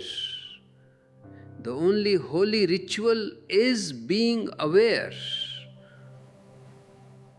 Jesus said, take no thought for your life, what ye shall eat or what ye shall drink, nor yet for your body, what ye shall put on. This is a radical statement of trust. It is the opposite of the God conspiracy, which is built on fear and planning. The conspiracy wants you to be worried about the future so that it can sell you security. But Jesus says, trust existence. The birds don't have bank accounts and they are singing. The lilies don't have insurance policies and they are beautiful. Why are you so worried? You are part of this same existence. The same energy that sustains the stars sustains you. But you have been told that you are separate, that you have to struggle for your survival. This struggle is what creates the ego. And the ego is what keeps you away from the divine. Drop the struggle. Drop the worry. Start living abundantly. As Jesus did, living abundantly means living with totality. Whatever you do, do it with your whole heart. If you eat, eat totally. If you dance, dance totally. If you love, love totally. Don't be a divided person. The God conspiracy has divided you into body and soul, good and evil, sacred and profane. I am here to make you one. You are a Zorba the Buddha. You are a biological being and a spiritual being at the same time. There is no conflict. The Zorba provides the roots and the Buddha provides the wings. Without the Zorba, the Buddha is just a dream. Without the Buddha, the Zorba is just an animal. but together they are a complete human being. They are a Christ. Jesus was a Zorba the Buddha. He enjoyed the wine and the company of friends, and he also enjoyed the silence of the mountains. He didn't see any contradiction. He was total, and that totality is what made him a rebel. He refused to be categorized. He refused to be put in a box. I want you to be uncategorizable. Don't be a Christian. Don't be a Hindu. Don't be a communist. Don't be a capitalist.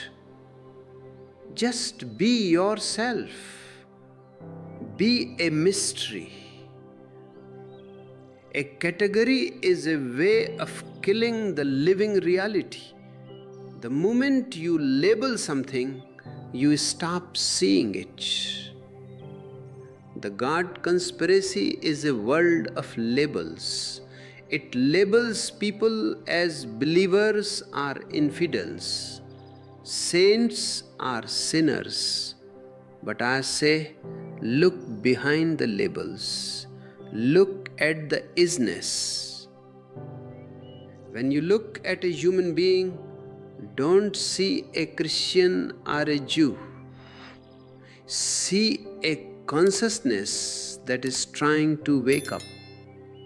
See a mustard seed that is longing for the earth. If we can all see each other in this way, the God conspiracy will collapse overnight, because it depends on our separateness. It depends on our enmity. It depends on our labels. But love has no labels.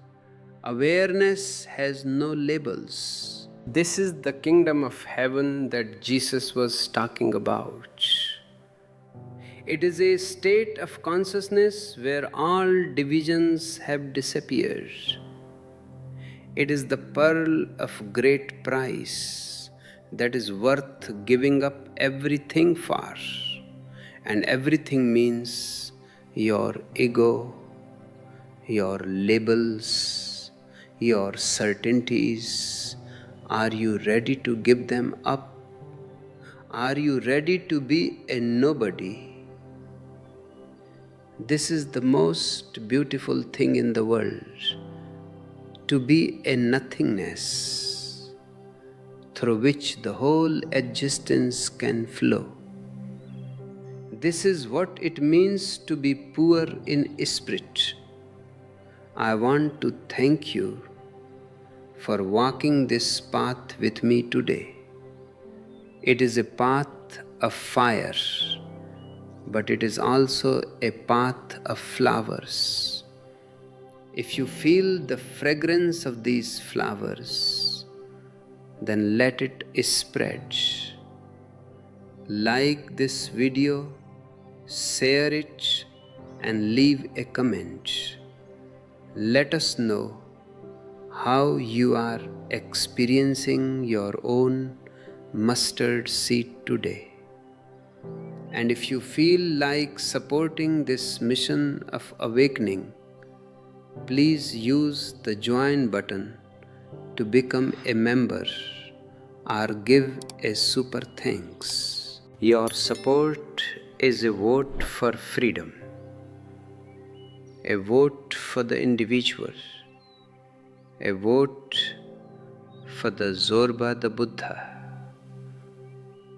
Our ebooks are also here to accompany you on your inner journey. Let us sit in silence for a few more moments. Feel the air on your skin. Feel the breath in your lungs.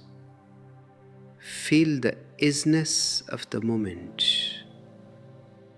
This is the only truth. Everything else is just a conspiracy. In this silence, the rebel is born. In this silence, Jesus is resurrected. In this silence, you are home. The God conspiracy can only survive as long as you are distracted. But in this silence, there is no distraction. There is only this, and this is enough. This is the kingdom. This is the divine. Go out today with this silence in your heart. Don't let the marketplace take it away from you. Be a witness to the world, but don't become part of the crowd. Be a mustard seed in the middle of the world, and let your tree grow in its own time. I am always with you in this silence. We are not separate. We are one energy, one rebellion, one love. This home is not a house made of bricks. It is a state of being where you are no longer fighting with existence. The God conspiracy is essentially a conspiracy to keep you in a state of civil war. It sets your mind against your body, your reason against your heart, and your spirit against your senses. But a house divided against itself cannot stand. And a human being divided against himself cannot be a Christ. He can only be a Christian. A fragmented, guilty, miserable shadow of a man. Jesus said, if a house be divided against itself, that house cannot stand. He was not talking about politics or sociology. He was talking about you. The priests have divided you. They have told you that your body is the enemy, that your desires are temptations of the devil. They have turned your natural biological urges into a source of constant anxiety. Why? Because a man who is at war with his own body is easy to manipulate. He is always looking for a peace that only the priest can offer. I say to you, be a whole human being. Don't deny the body. Let the body be the foundation for the temple of the soul. The mustard seed cannot grow in the air. It needs the tilled earth. Your body is that earth. Your senses are the windows through which the divine enters. If you close your windows, you will live in darkness. If you poison the earth, the seed will never sprout. Jesus was a man who lived through his senses totally. He tasted the wine, he felt the touch of his friends, he saw the beauty of the sunset. He didn't live in an ivory tower of pure spirit. He was a Zorba the Buddha before I ever coined the term. He was a rebel because he refused to be divided. He claimed his wholeness in a world that demanded fragmentation. If you are beginning to feel this wholeness returning to you, if you feel the civil war inside you coming to an end, then you are ready for the next step. I invite you to make this commitment to yourself. Subscribe to this channel. Join our growing tribe of rebels. Your comments help us create a Buddha field, a space of collective awareness. Tell us, what part of yourself have you been taught to hate? Let it go here in this space of love. And if you feel the call to support this work, please use the join button to become a member of our inner circle or offer a super thanks. Your support is what allows us to keep these dangerous truths flowing, free from the censorship of the establishment. Our e-books are also available for those who want to study the Gospel of Thomas and the God conspiracy in more depth. The establishment, the God conspiracy, wants to keep you in a state of unconscious obedience. They have replaced the living Jesus with a set of commandments, but love cannot be commanded. Truth cannot be organized. The moment you organize truth, it becomes a lie. A church is just an organization of lies. It is a way of keeping the fire in a cold fireplace where it can be admired but never felt. Jesus was the fire, and he wanted to set you on fire. He said, "He who is near me is near the fire. He who is far from me is far from the kingdom." Are you ready to be burned? Are you ready to let the old man, the conditioned, fearful, greedy ego, be turned to ashes? Because only out of those ashes can the new man be born. Only then can the mustard tree spread its branches. The priests tell you to fear God, but I tell you, love God. And to love God, you must first love yourself. If you don't love yourself, how can you love anything else? But the God conspiracy has made self-love a sin. They call it narcissism. They call it egoism. It is not.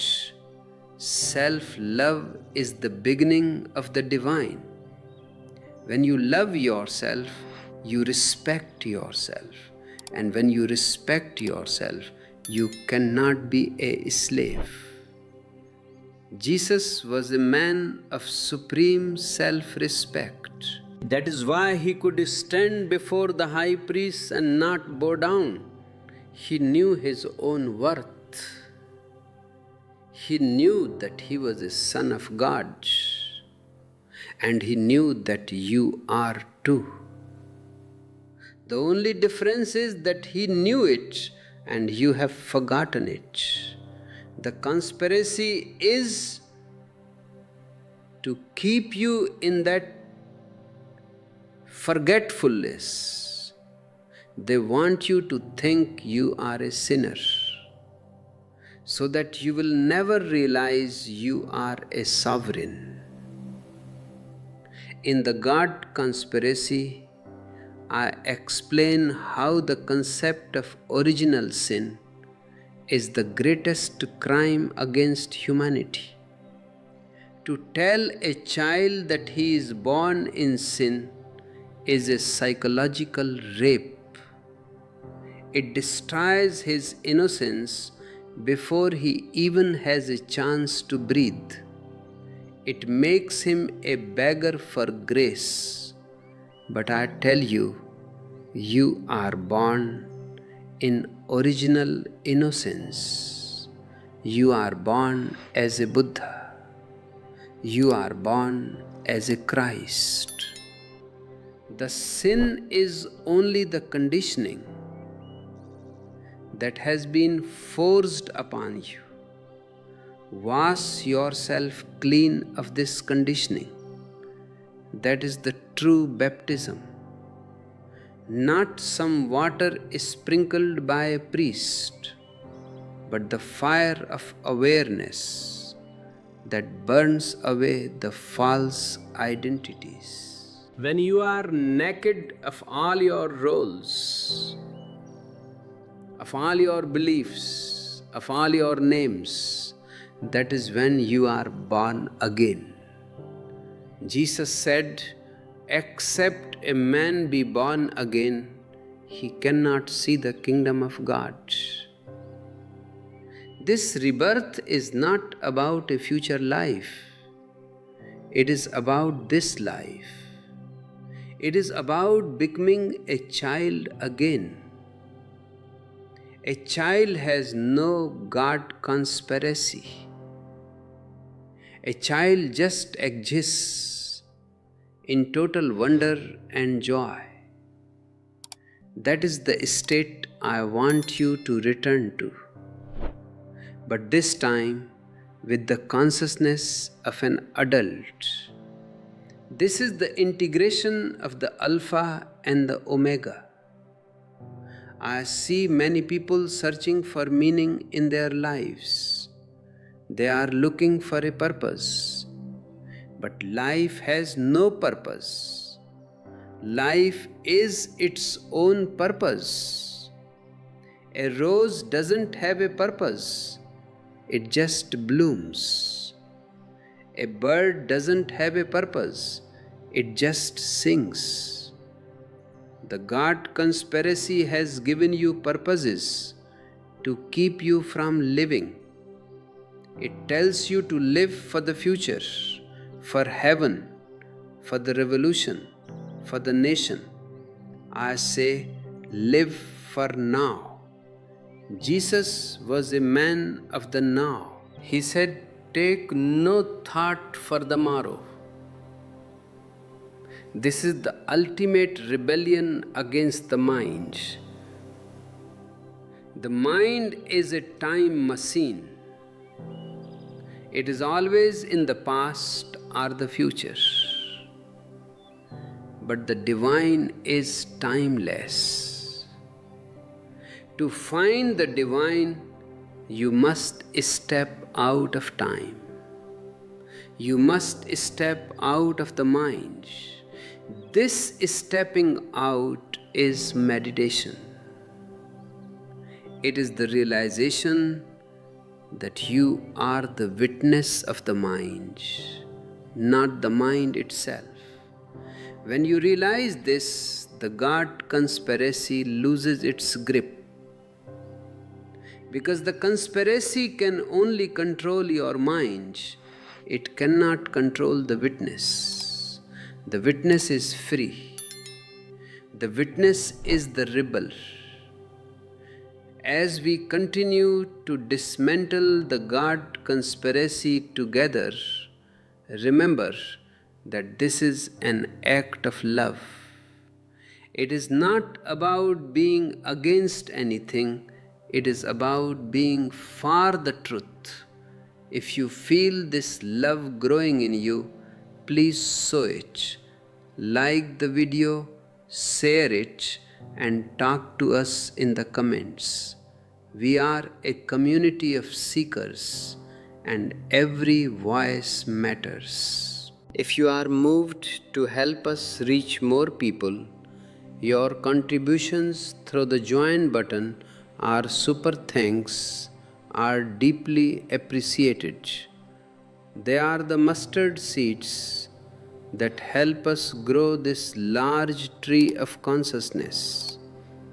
And our ebooks are there to provide you with the wisdom you need for your daily walk in the kingdom of heaven.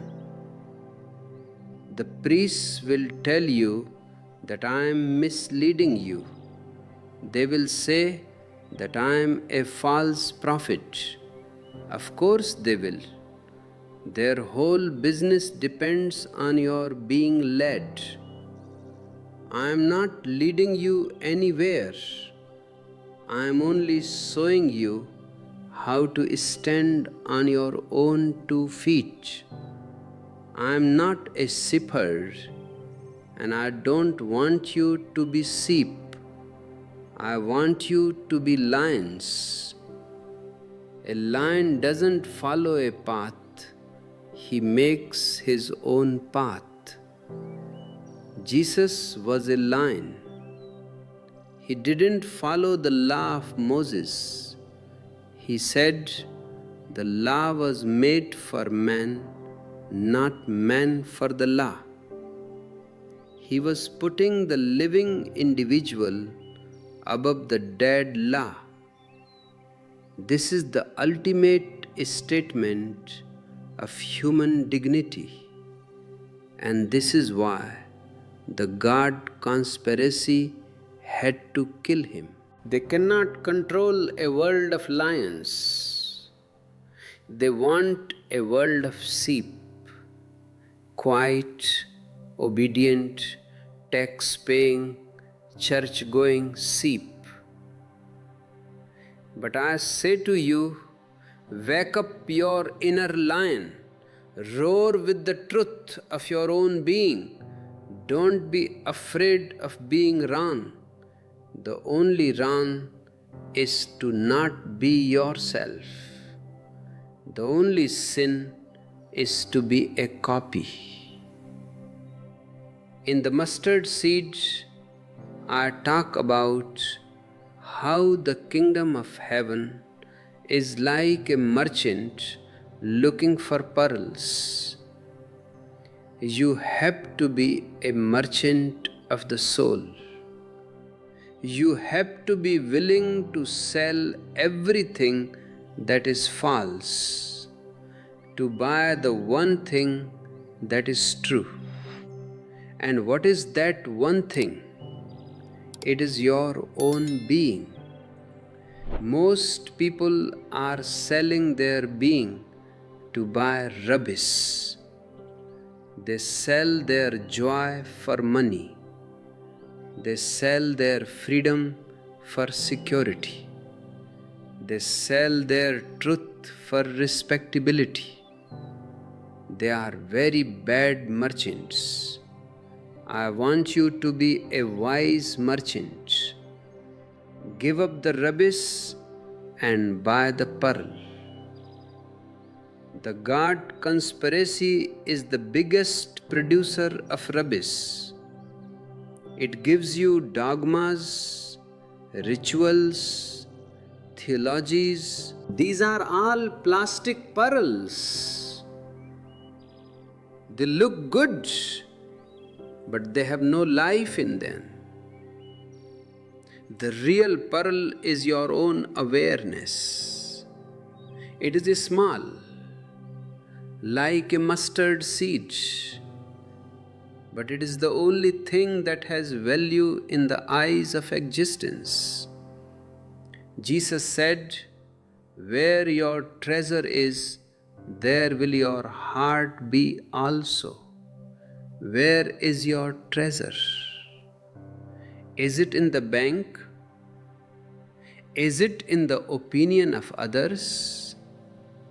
Is it in a holy book? Or is it in your own silence?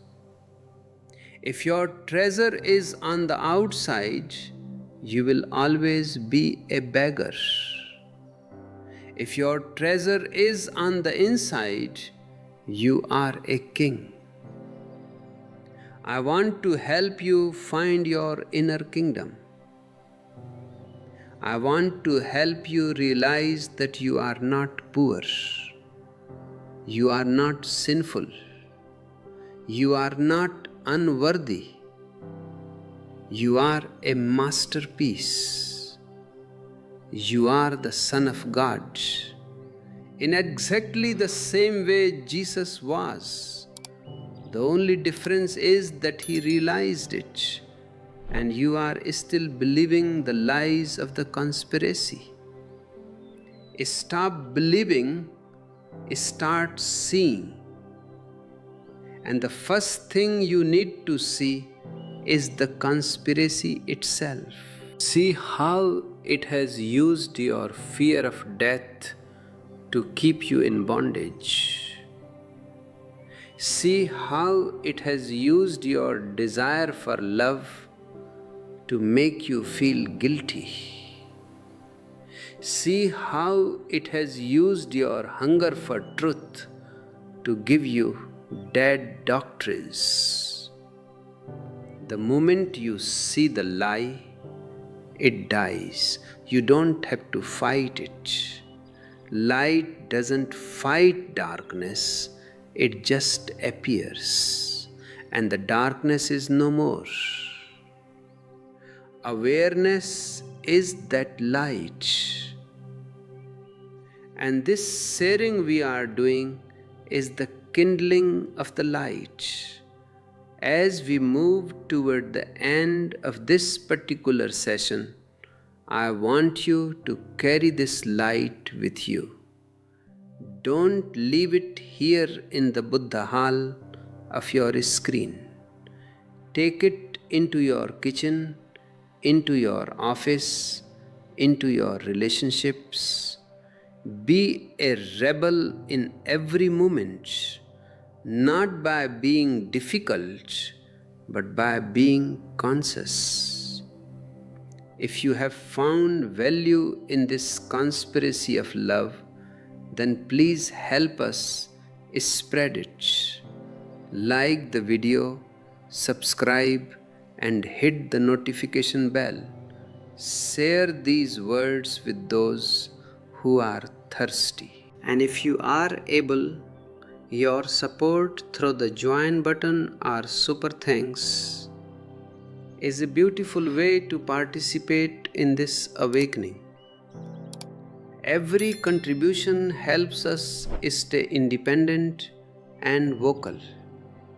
Also, check out our ebooks for more guidance on the path from superstition to super consciousness.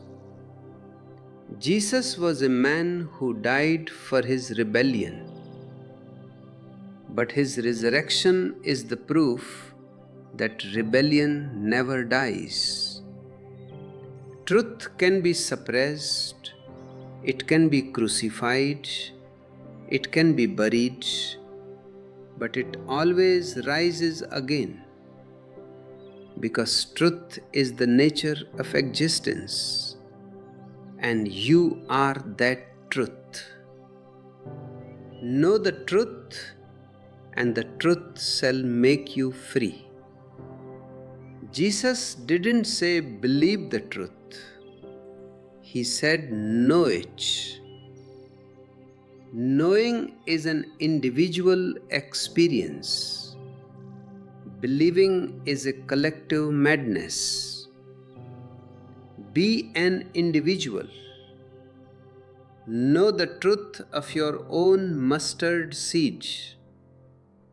And when that seed sprouts, when it becomes a large tree, you will find that all the birds of heaven come to rest in your branches. You will become a source of peace, a source of love, a source of light for the whole world.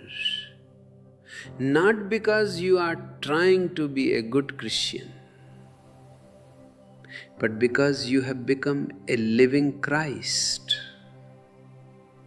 I want to thank you for your attention, for your love, for your rebellion. It is a joy to be with you in this God conspiracy of ours. Let us sit in silence for a few moments and let the seeds we have planted today find their way into the tilled earth of our hearts. In this silence, there is no Christianity, there is no church, there is no God in the sky. There is only life, and life is enough. Life is divine. And this divinity of life is the ultimate threat to the God conspiracy. Because if life itself is divine, then the ordinary becomes extraordinary. Then the marketplace becomes as sacred as the temple. Then the way you breathe, the way you look at a tree, the way you hold a friend's hand becomes an act of worship. And if the ordinary is sacred, the specialists of the sacred, the priests, are out of a job. They want to keep the sacred locked in a box so they can charge you for a glimpse. But Jesus was breaking the boxes. He was throwing the windows wide open. He was a man who lived in a state of unbounded consciousness. To him, there were no outsiders. When he sat with the tax collectors and the prostitutes, he was making a statement that in the eyes of the ultimate, no one is an outcast. This is the God conspiracy in reverse. The conspiracy wants to exclude, Jesus wanted to include. The conspiracy wants to judge, Jesus wanted to understand. He knew that the sin of the prostitute was just a misguided search for love, and the greed of the tax collector was just a misguided search for security. He saw the misguidedness, not the sin. I want you to develop this vision of the heart. Stop looking at people through the lens of your morality. Stop judging yourself and others. This judgment is a poison that has been injected into your soul by the God conspiracy to keep you small. When you judge, you shrink. When you understand, you expand. And the mustard seed needs space to expand. It cannot grow in the narrow container of a judgmental mind. As we go deeper into this rebel's path, I want to ask you, are you feeling the expansion? Are you feeling the walls of your old Christian or social identity beginning to crumble? If so, then let this energy flow. Like this video and share it with those who are still living in the narrowness of belief. Your engagement helps us bypass the algorithms of the establishment that want to keep these dangerous truths hidden. And if you feel a deep gratitude for this transformation, consider supporting our work. You can use the join button to become a part of our commune or offer a super thanks to help us reach more seekers. Our ebooks are also a great way to dive into the mustard seed and the God conspiracy at your own pace, in your own silence. The God conspiracy has made Jesus into a man of sorrows. They have painted him with a long face, a crown of thorns, and tears in his eyes. This is a lie. Jesus was a man of immense joy. He must have been a man of great laughter. Can you imagine a man talking about the kingdom of heaven with a sad face? It is impossible. Joy is the very nature of that kingdom.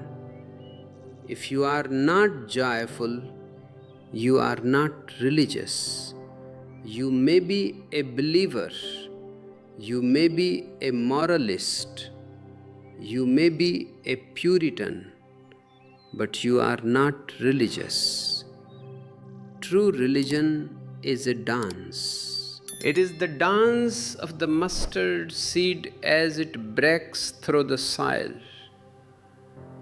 It is the dance of the mustard tree as it sways in the wind. Jesus was the dancer, and he was inviting you to join the dance. But the church has turned the dance into a march. They want you to march in line, to obey the drumbeat of the priest. I say, drop the march. Find your own rhythm. Find your own dance. In the God conspiracy, I speak about how the idea of a heavenly Father has been used to keep you in a state of perpetual childhood. You are always looking for approval from above. You are always afraid of displeasure. This is not a relationship of love, it is a relationship of power.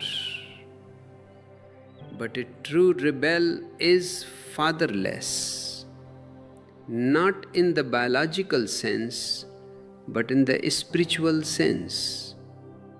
A rebel has grown up. He has taken responsibility for his own life. He no longer looks to the sky for guidance. He looks into his own heart. Jesus was trying to make his disciples mature. He told them, it is expedient for you that I go away. For if I go not away, the Comforter will not come unto you. He was saying, as long as I am here, you will remain children. You will depend on me. You will follow me. I must go so that you can find your own inner comforter, your own inner light. This is the mark of a great master. He wants to become unnecessary. The God conspiracy wants to be necessary forever. They want you to be dependent on the church from the cradle to the grave. They want to baptize you when you are a baby, confirm you when you are a child, marry you when you are an adult, and bury you when you are dead. They want to be there at every step, taking their cuts, maintaining their control. They are spiritual parasites. I want to free you from all parasites. I want you to realize that you are a whole in yourself. You don't need a mediator to talk to the stars. You don't need a priest to experience the divine. You only need awareness. And awareness is your birthright. It is not something that the church can give you, and it is not something that the church can take away. Jesus said, "Split a piece of wood and I am there." This is a Zen statement. He is saying that the divine is in the most ordinary acts.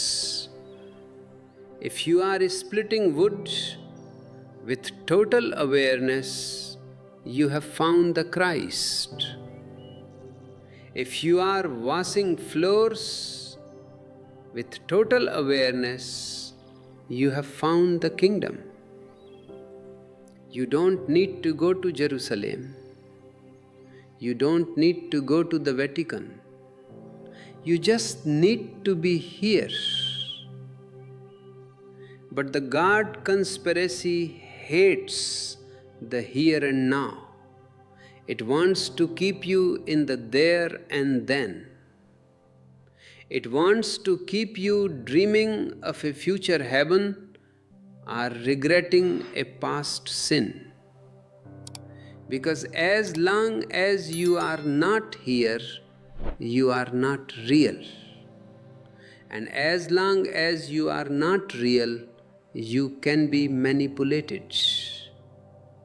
The only real person is the one who is present.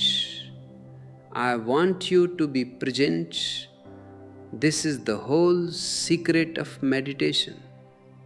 Just be present to whatever is happening. If you are listening to me, listen totally. If you are breathing, breathe totally. In that totality, the ego disappears. And when the ego disappears, the God conspiracy disappears with it. Because the conspiracy needs an ego to hook into. It needs your ambition to be holy, your fear of being a sinner, your desire to be saved. Without the ego, you are unhookable. This is the freedom of the rebel. And this freedom is what I am offering you. It is not a cheap freedom. It will cost you your Christianity. It will cost you your respectability. It will cost you your ego. But what you get in return is the pearl of great price, the realization of your own divinity. If you are feeling the cost and you are still willing to pay it, then you are one of my people. You are a mustard seed. And I am here to help you fall into the earth. If these insights are touching your soul, then show your support. Like the video, subscribe, and share it with other lions who are ready to roar. Your comments are the satsang, the communion of truth seekers. And if you feel moved to support this global awakening, consider the join button or super thanks. Your contribution is a direct investment in a world free from the God conspiracy. And don't forget our ebooks, which are designed to keep the fire of rebellion burning in your heart every day. Let us look at the concept of faith. The God conspiracy has turned faith into a belief in the impossible. They say you must have faith that Jesus was born of a virgin, that he walked on water, that he rose from the dead. This is not faith. This is just stupidity. It is a way of crushing your reason. They want you to believe things that are contrary to your intelligence, because once you have surrendered your intelligence, you have surrendered your soul. True faith is not belief. True faith is trust. It is a trust in existence. It is the trust of the mustard seed that the earth will provide, that the sun will shine, that the rain will fall. This trust doesn't require any dogma. It is an existential experience.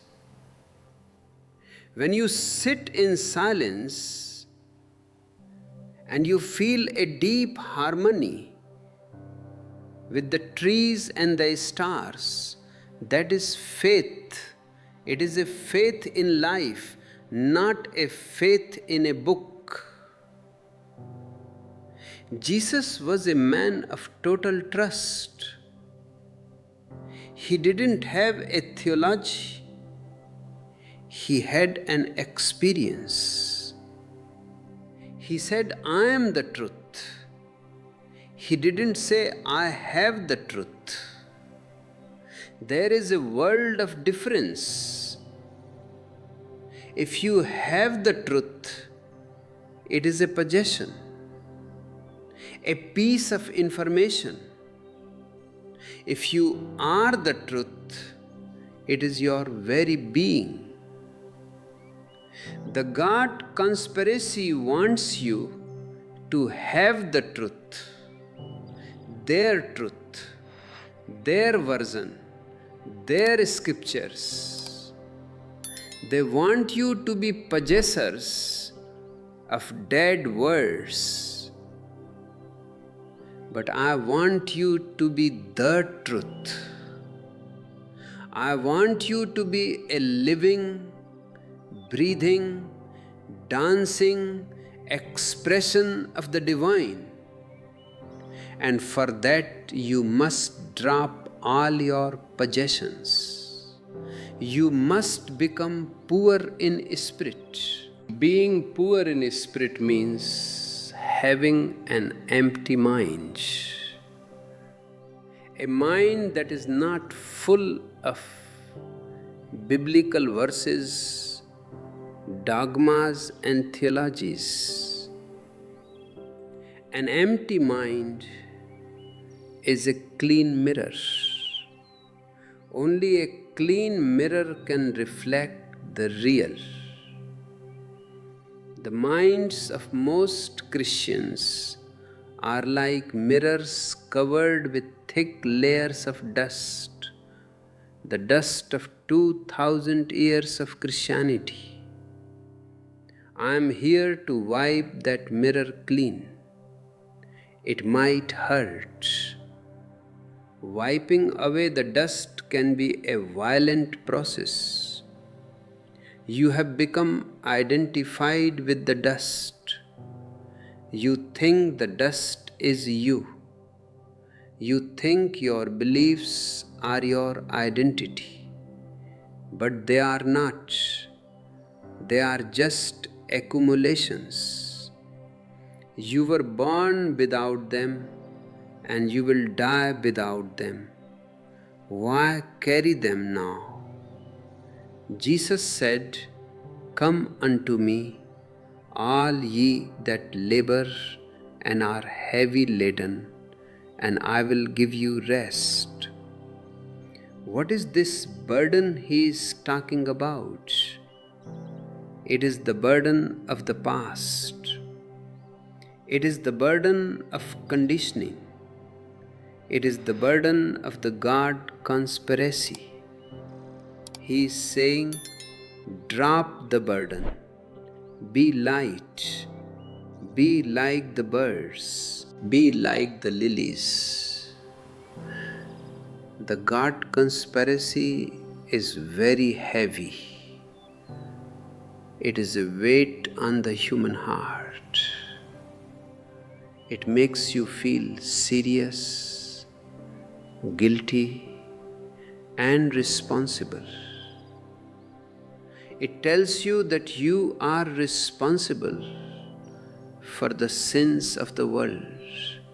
This is a madness. You are not even responsible for your own sins, because sin is just a lack of awareness. The only responsibility you have is to wake up. And waking up is the most selfish thing you can do, and the most altruistic thing you can do. It is selfish because it is for your own joy, your own freedom. It is altruistic because a woke person is the only one who can truly love. A person who is asleep can only dream of love, and their dreams are often nightmares of possession and jealousy. Jesus was a man who had woken up. That is why his love was so radical. It was not the sentimental love of the movies. It was a transformative love. It was a love that was like a sword. It cut through the lies, it cut through the hypocrisy, it cut through the ego. That is the love I have for you. I am not here to comfort you in your sleep. I am here to disturb you so that you can wake up. If you are feeling disturbed, then my work is succeeding. Don't run away. Stay with the disturbance. It is the cracking of the seed. It is the beginning of your large tree. In the mustard seed, I explain that Jesus' parables are not moral lessons. They are esoteric maps. When he says the kingdom is like a mustard seed, he is giving you a map of your own inner transformation. He is telling you the law of growth. First, you must be small. Second, you must fall into the earth. Third, you must die. Fourth, you must produce a large tree. The God conspiracy has skipped the first 3 steps and tried to sell you the 4th step as a reward in the afterlife. They say just believe and you will get the tree in heaven. This is a scam. The tree happens here, and it only happens if you are willing to go through the first 3 steps. Are you willing to be small? Are you willing to surrender? Are you willing to die to your old self? This is the mustard seed way. It is the way of the rebel. It is the way of Zorba the Buddha. It is the only way to the truth. As we approach the final stages of this discourse, let us take a moment to breathe together. Feel the fire of Jesus and the silence of Buddha meeting in your heart. You are the alchemical lab where this transformation is happening. If you feel the gold beginning to form, then help us turn this lab into a global movement. Like, share, and subscribe. Let the rebels' roar be heard. And if you have the means, your support through the join button or super thanks is what keeps this mustard seed growing. Check out our ebooks for the daily bread of rebellion. The God conspiracy will soon be a thing of the past. Humanity is growing up. We are becoming tired of fairy tales and dogmas. We are ready for reality. We are ready for science of the soul. And Jesus, the rebel Jesus, is our greatest ally in this transition. He was the first to expose the conspiracy in his own time, and his words are still the most dangerous weapons we have against the priesthood. Don't let them Christianize you. Don't let them sanitize you. Stay dangerous. Stay wild. Stay free. Be a mustard seed that refuses to stay in the package. Fall into the earth and let the kingdom of heaven be born through you. I am with you. Existence is with you. The God conspiracy is just a shadow. The moment you turn on your light, the shadow is gone. Turn on your light. Be the Christ you have been waiting for. Thank you for being here. Thank you for listening. Thank you for your rebellion. That light is not something you have to borrow from someone else. It is your very nature. But the God conspiracy has made you feel like you are a thief in your own home. It has made you feel like you have to earn your way into the presence of the divine. This is the ultimate exploitation. You don't have to earn your way into your own soul. You are already there. You have just been looking at the walls, at the furniture, at the labels, and you have forgotten the space that you are. The mustard seed does not need to learn how to be a tree. It doesn't need a manual of growth. It doesn't need a priest of the soil. It only needs to be in the soil. The growth is spontaneous. The growth is sahaj, natural. But the God conspiracy has replaced spontaneity with discipline. They have given you a set of rules to follow, a set of virtues to cultivate. But a cultivated virtue is just a beautiful ego. It is not real. A real virtue is like the fragrance of a flower. It comes from the center. It is not painted on the petals. Jesus was a man of a spontaneous virtue. He didn't follow a moral code. He lived from his own inner light.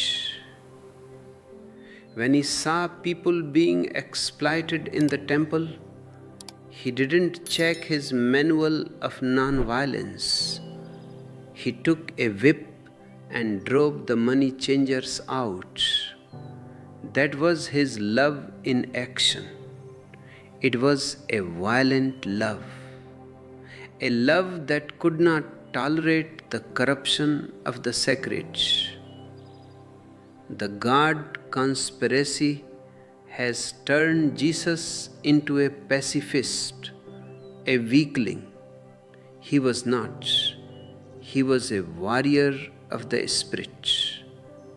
I want you to find that inner warrior, not to fight others, but to fight your own sleep, to fight the comfortable lies that have kept you in bondage.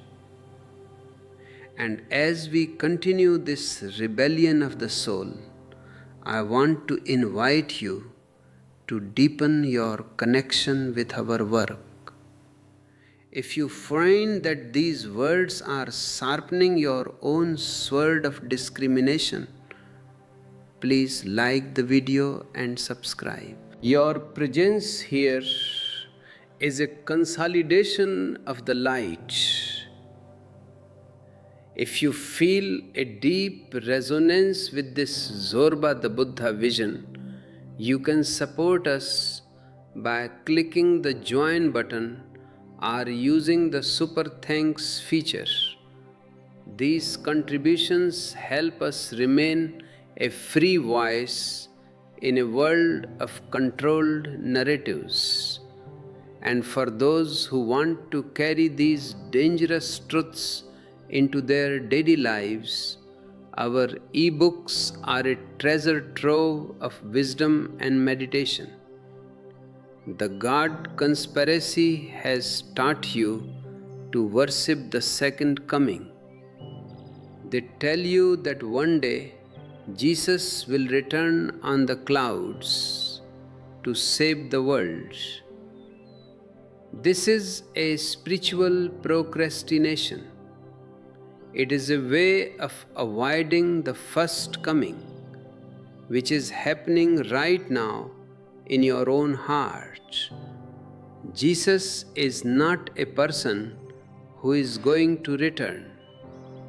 Christ consciousness is a state of being that you can enter into at any moment. The second coming is your own awakening. Why wait for a future event? Why wait for someone else to save you? You are the Savior you have been looking for. But to realize this, you must drop the victim mentality that religion has imposed on you. They have told you that you are helpless, that you are wretched, that you are a sinner. This is a strategy to keep you dependent. I say to you, you are powerful, you are divine, you are perfect as you are. The only thing missing is awareness. In the God conspiracy, I explain how the idea of Judgment Day is a psychological weapon. It keeps you in a state of constant performance anxiety. You are always trying to impress God. But God is not a person to be impressed. Existence is a celebration to be joined. You don't need to pass a test to be part of the divine. You are already part of it. You are a wave in the ocean. The ocean doesn't judge the wave, it sustains the wave. Drop the fear of judgment. Drop the fear of hell. Hell is just the name for a life lived in unawareness. Heaven is the name for a life lived in awareness. You are in hell right now if you are living in your conditioning. You enter heaven the moment you become a rebel. This is the kingdom that Jesus said was at hand. It is not in the future, it is at hand, within your reach, right here, right now. But the mustard seed must be willing to disappear. This is the part that the ego hates. The ego wants to enter the kingdom and keep its identity. It wants to be enlightened and still be Mr. So-and-so. This is impossible. Enlightenment is the death of Mr. So-and-so. It is the disappearance of the small self into the universal self.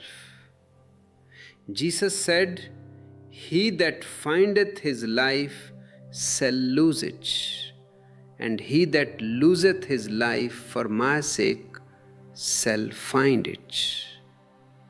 He is talking about the ego life.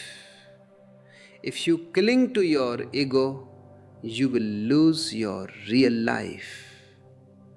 If you are willing to lose your ego, you will find your real being.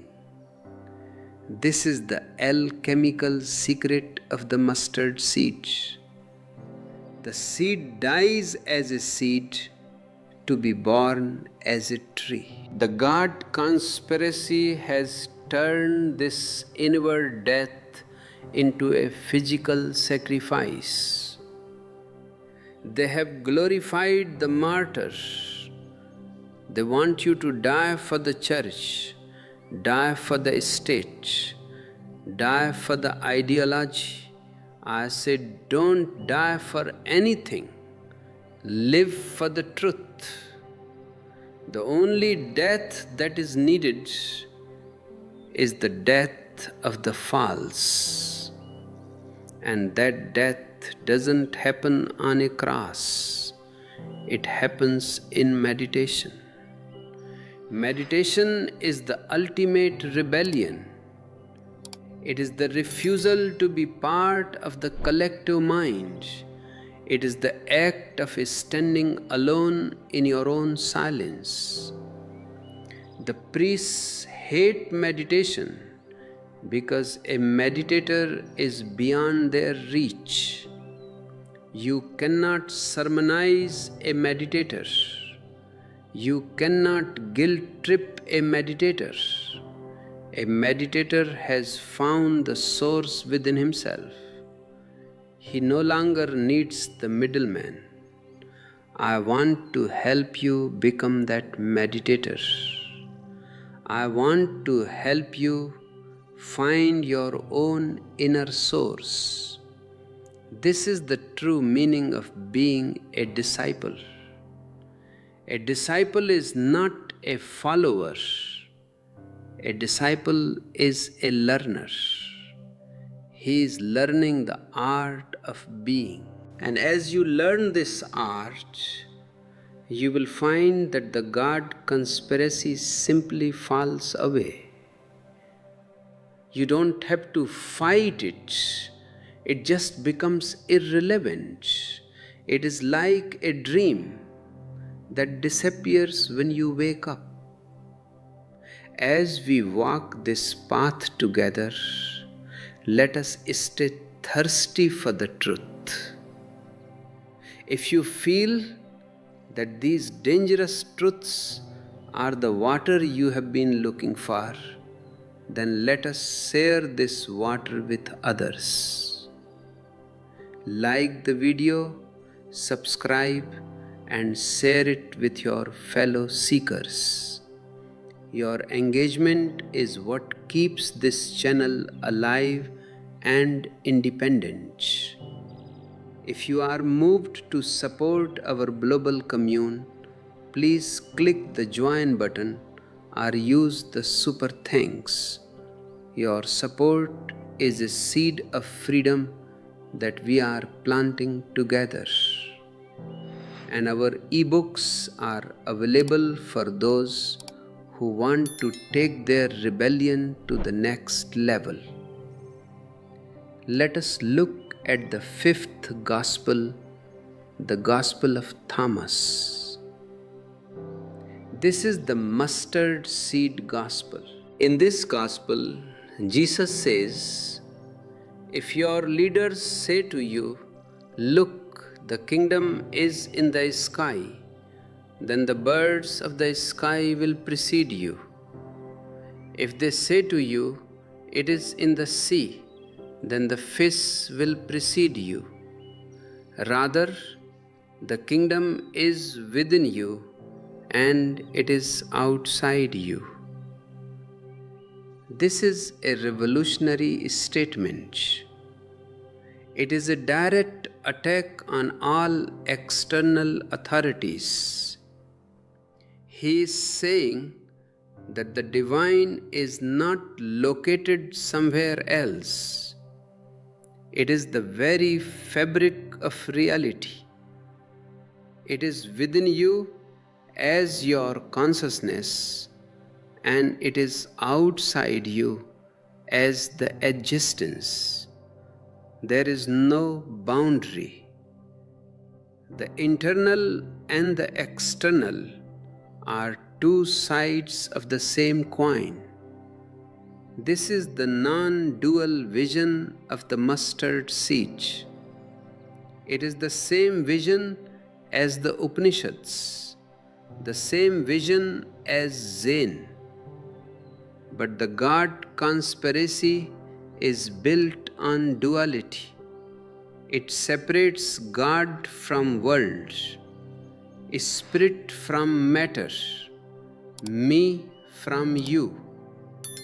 This duality is the source of all conflict. It is the source of all war. As long as you believe you are separate, you will be in a state of competition and fear. But when you realize that I and my Father are one, the conflict ends, the fear ends, the God conspiracy ends. Jesus was a man who had overcome duality. That is why he could love his enemies, because to him there were no enemies. There was only the one existence, playing different roles. He saw the divine in the Roman soldier who was crucifying him. He saw the divine in the thief on the cross next to him. This is the ultimate rebellion, to love in a world that is built on hate. But you cannot practice this love. You cannot try to love your enemies. That will only create more hypocrisy. You can only realize the oneness, and then love flows naturally. Love is the fragrance of the mustard tree. It cannot be produced. It can only be allowed. And it can only be allowed when the seed has died. I want to help you allow that love. I want to help you find the oneness that is hidden behind the labels. But for that, you must be willing to be unrespectable. The respectable world is a world of divisions. To be one is to be a rebel. To be one is to be mad in the eyes of the crowd. Are you willing to be mad? Are you willing to be a jester in the court of the divine? This is the only way to be free. The God conspiracy is very serious. It is very solemn. I want to bring laughter into your spirituality. I want you to laugh at your own ego, laugh at your own conditioning, laugh at the conspiracy itself. Laughter is the greatest medicine for the soul. In the mustard seed, I talk about how the kingdom is like a woman who took a little leaven and hid it in 3 measures of meal until the whole was leavened. This is the power of awareness. A little bit of awareness, the leaven, can transform your whole life, the meal. You don't need a massive effort. You just need a little bit of pure, intense consciousness.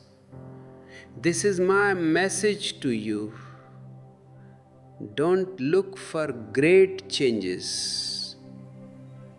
Just bring a little bit of awareness to everything you do. Bring it to your eating, bring it to your walking, bring it to your thinking. Slowly, slowly, the whole meal will be leavened. Your whole life will be transformed. You will become a mustard tree without even trying. This is the ease of the mustard seed. It is the effortless effort. But the God conspiracy has made everything difficult. It has given you asceticisms, penances, hard work. They want you to suffer to find God. I say God is joy. You don't find joy through suffering. You find joy through relaxation. You find joy through celebration. Jesus was a man of celebration. He was a man of the wedding. He was a man of the feast. He was not a miserable monk. He was a Zorba who had found the Buddha. And he was inviting you to the same feast. But the God conspiracy has turned the feast into a funeral. They have made religion into a cemetery. I want to take you out of the cemetery. I want to take you to the wedding. I want you to dance with the divine. And this channel is your invitation. If you are ready to RSVP, then like the video, subscribe, and hit the notification bell. Share the invitation with everyone you know. And if you want to support our global wedding, your contributions through the join button our super thanks are deeply appreciated. Every bit of support helps us keep the music playing. And for those who want to study the steps of the dance, our ebooks are waiting for you. The God Conspiracy is a conspiracy against the living Christ. It wants a dead Savior on a dead cross, because a dead Savior doesn't disturb anyone. You can worship a dead Savior. You can decorate him. You can interpret his words however you like. But a living Christ is dangerous. He will fire you. He will break your illusions. He will destroy your comfortable life. I am a living voice of that rebellion. I am here to disturb you. I am here to wake you up. And if you are listening, then the waking up has already begun. The mustard seed has already been planted. Now all that is needed is patience and awareness. Don't be in a hurry. Existence is not in a hurry. The stars move slowly. The seasons change slowly. The mustard tree grows slowly, but its growth is certain. If you stay silent, if you stay watchful, the kingdom will reveal itself to you. It is already here. You are already it. Jesus said, "Let him who seeks continue seeking until he finds. When he finds, he will become troubled. When he becomes troubled, he will be astonished, and he will rule over the all." This is the trajectory of the rebel. First, seeking. Second, finding the truth, that everything you believed was a lie. This makes you troubled. Third, astonishment at the beauty of the real. Fourth, ruling over the all, the mastery of your own consciousness. Are you troubled yet? I hope so.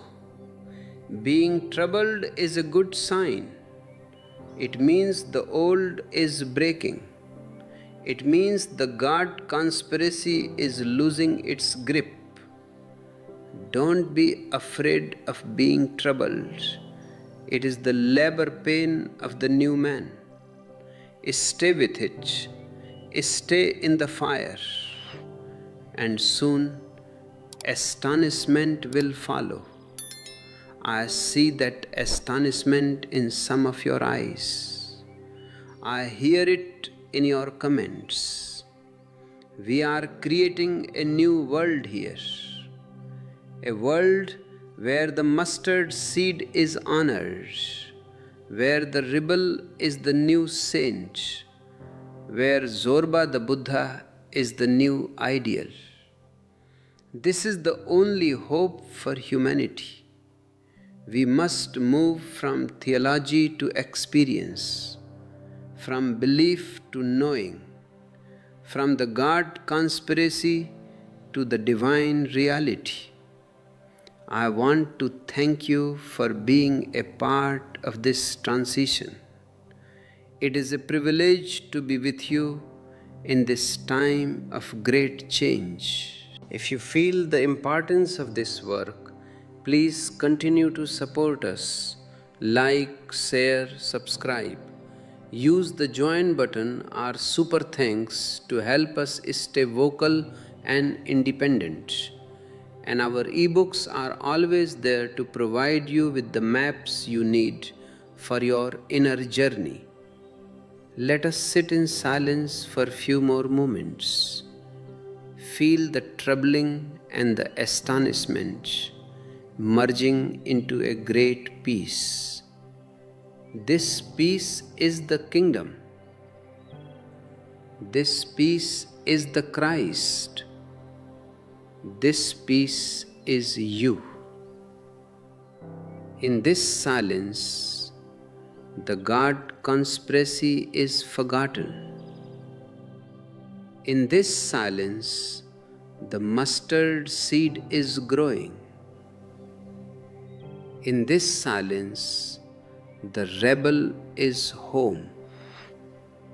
Go out into the world today, but don't become part of it. Be in the world, but not of it. Be a mustard seed in the marketplace. Be a silent roar of the truth. And remember, you are the divine in a human form. Don't let anyone tell you otherwise. I am always with you. The rebellion is eternal. The love is infinite. This infinity is not a mathematical concept. It is an existential flavor. It is the feeling of being at home in a universe that has no walls. The God conspiracy has spent thousands of years building walls around you, walls of morality, walls of tradition, walls of fear. They have turned the vast open sky of the divine into a small, suffocating room. But I am here to tell you that the roof is gone. The walls are illusions. You are standing in the middle of infinity, and the only thing preventing you from seeing it is your own belief. Look at the Vatican. Look at the great cathedrals of the world. They are the headquarters of the God conspiracy. They are built with the gold and the blood of the poor, while they claim to represent a man who had nowhere to lay his head. Jesus was a wanderer of the soul, a man of the road. He didn't build temples, he destroyed them. He said, "Destroy this temple, and in 3 days I will raise it up." He wasn't talking about the stones.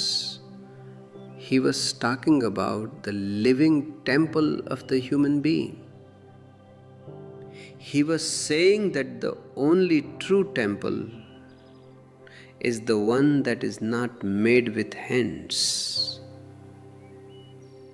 But the priests love stones. They love things that they can own, things that they can lock up, things that they can sell. They have taken the mustard seed and turned it into a gold coin. They have taken the rebellion and turned it into a ritual. And you, my beloved ones, have been the victims of this transaction. You have given your being and received a doctrine. You have given your freedom and received a promise. If you are beginning to see the absurdity of this trade, then you are ready to reclaim your soul. This is why we are here, to strip away the gold leaf of the church and find the fire of the Christ. If these words are hitting home, if you feel a surge of energy in your spine, then show your presence. Hit the like button and let us know in the comments, are you ready to leave the temple of stones for the temple of the soul?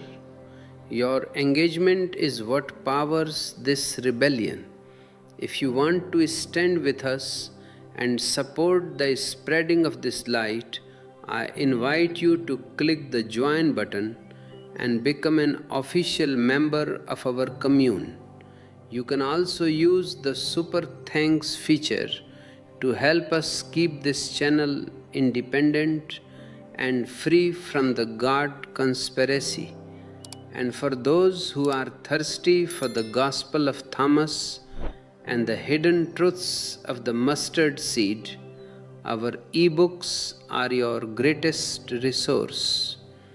The God conspiracy thrives on seriousness. They have made God a serious judge, and they have made the path to Him a serious business. But I tell you, God is a joke. Existence is not a problem to be solved, it is a mystery to be enjoyed. Jesus was a man of laughter. He was a man who brought wine to the wedding. He was a man who celebrated the lilies and the birds. If you cannot laugh, you are not religious. If you cannot celebrate, you are not a follower of Jesus. You are just a prisoner of the God conspiracy. Why are you so serious? Because you are afraid of being wrong. You are afraid of sin.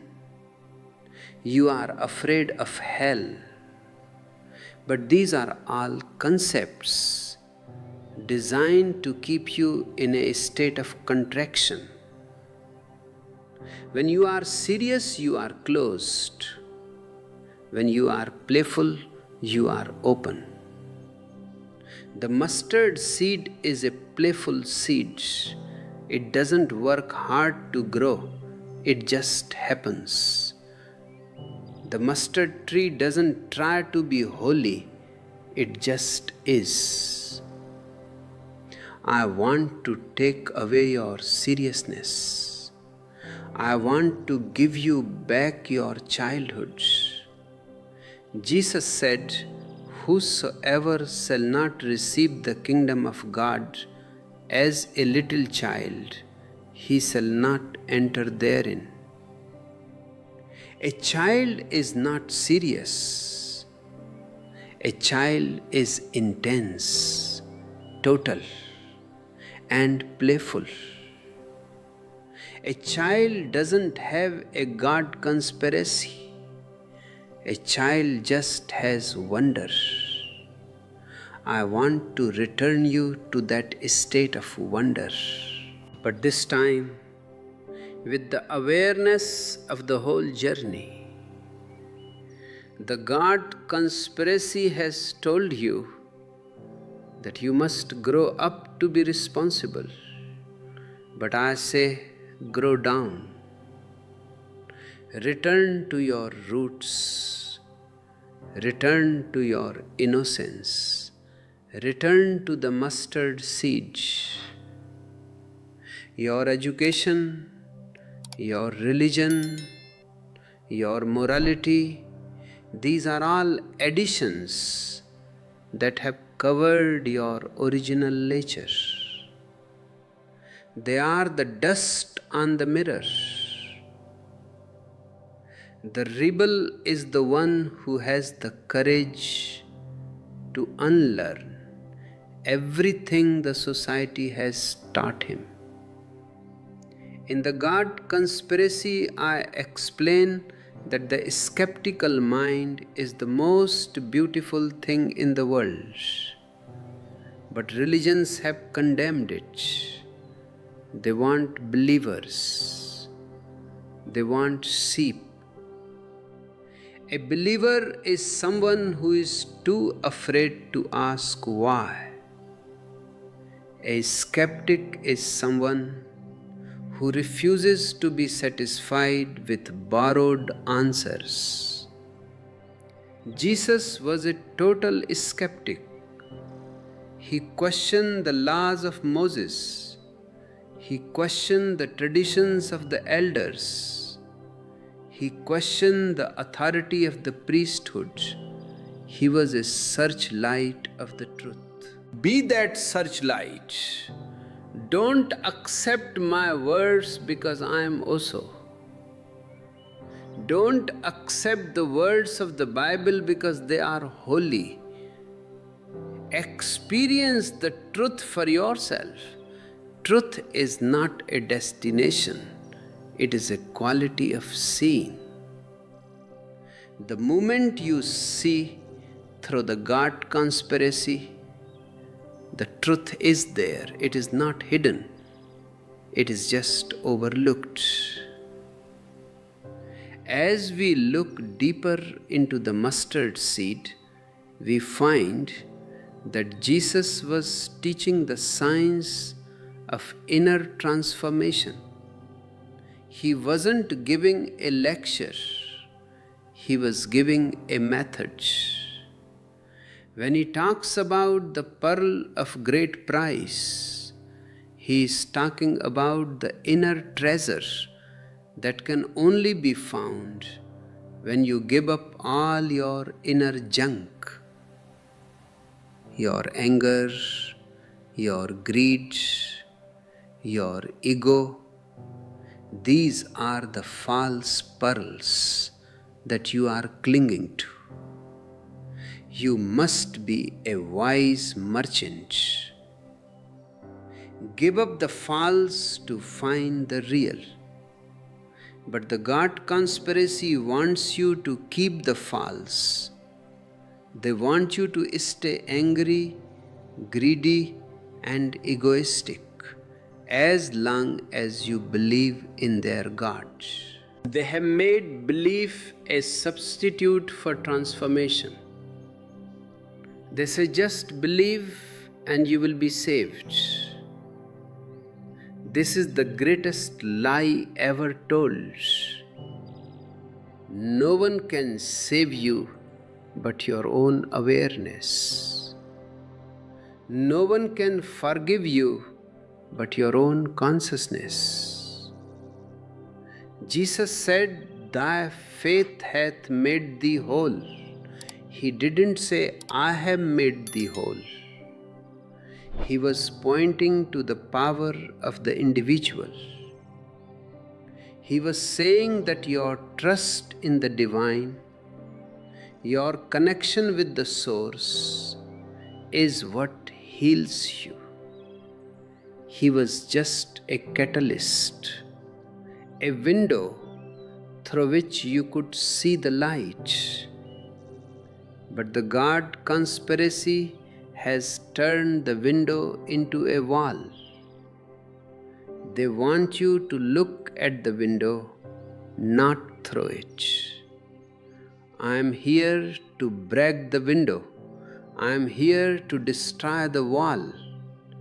I want you to be in direct contact with the divine. I want you to be a Christ yourself. And for that, you must drop the Christian label. A label is a coffin. It is a way of identifying a dead body, but you are a living energy. You are a mustard seed in the process of exploding into a large tree. If you feel this explosion happening within you, then don't be afraid. It is the most beautiful moment of your life. It is the moment when the God conspiracy fails. If you want to be part of a community that celebrates this explosion, then like this video, subscribe, and share it with your fellow rebels. Every share is a blow to the priesthood. If you are moved to support our global commune of consciousness, please click the join button or use the super thanks. Your support helps us stay vocal, dangerous, and free. And our ebooks are available for those who want to deepen the rebellion. Let us look at the mustard tree. Why does it become a shelter for all the birds of heaven? This is a metaphor for the universal compassion that comes with enlightenment. When you are enlightened, you are no longer a separate entity. You are a home for all existence. Your heart is big enough to hold the whole universe. You don't have enemies. You don't have outcasts. You are all-inclusive. The God conspiracy is exclusive. It excludes the infidels, the sinners, the heathens. It creates walls of dogma. But the mustard tree has no walls. It offers its seed to everyone, the saint and the sinner alike. This is the true Christianity of Jesus. It is a religion of the heart, not a religion of the book. It is a spiritual ecology where everything is connected. I want to help you find this ecological consciousness. I want you to realize that you are not separate from the trees, the rivers, the stars. You are a musical note in the symphony of existence. And the God conspiracy is the discord that prevents you from hearing the music. It is the noise of the ego, the clamor of the mind. In the mustard seed, I talk about how the kingdom is like a mustard seed that falls on tilled earth. What is tilled earth? It is a heart that has been softened by love, a mind that has been opened by meditation. If your earth is hard with belief, the seed will never sprout. If your earth is rocky with doubt, the wrong kind of doubt, the cynical kind, the seed will never take root. You must be vulnerable. You must be open. The God conspiracy makes your earth hard. It gives you certainties. It gives you convictions. It gives you ironclad dogmas. These are the rocks that prevent the mustard seed from growing. I want to plow your earth. I want to break your certainties. I want to leave you in a state of not knowing. Because only in the state of not knowing is the divine possible. Knowing is of the mind, being is of the soul. The mind is always accumulating, the soul is always celebrating. The God conspiracy has made you minds instead of souls. They have turned you into walking encyclopedias of dead knowledge. I want to burn the library. I want you to be ignorant like a child and wise like a sage. Jesus said, "Blessed are the poor in spirit, for theirs is the kingdom of heaven." To be poor in spirit means to be empty of knowledge. It means to be innocent. It means to have no ego claims. This is the tilled earth where the mustard seed grows. Are you ready to be poor? Are you ready to be nothing? This is the ultimate luxury, to be nobody. When you are nobody, the whole existence becomes yours. When you are somebody, you are just a fragment.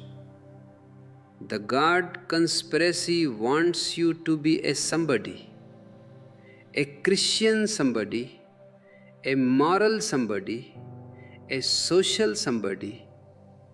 But Jesus was a nobody. He had no identity. He was just presence. He was just love. I want you to find that presence. I want you to find that love. And it is not far away, it is inside you. It is the mustard seed waiting for the rain of your awareness. And this discourse is that rain.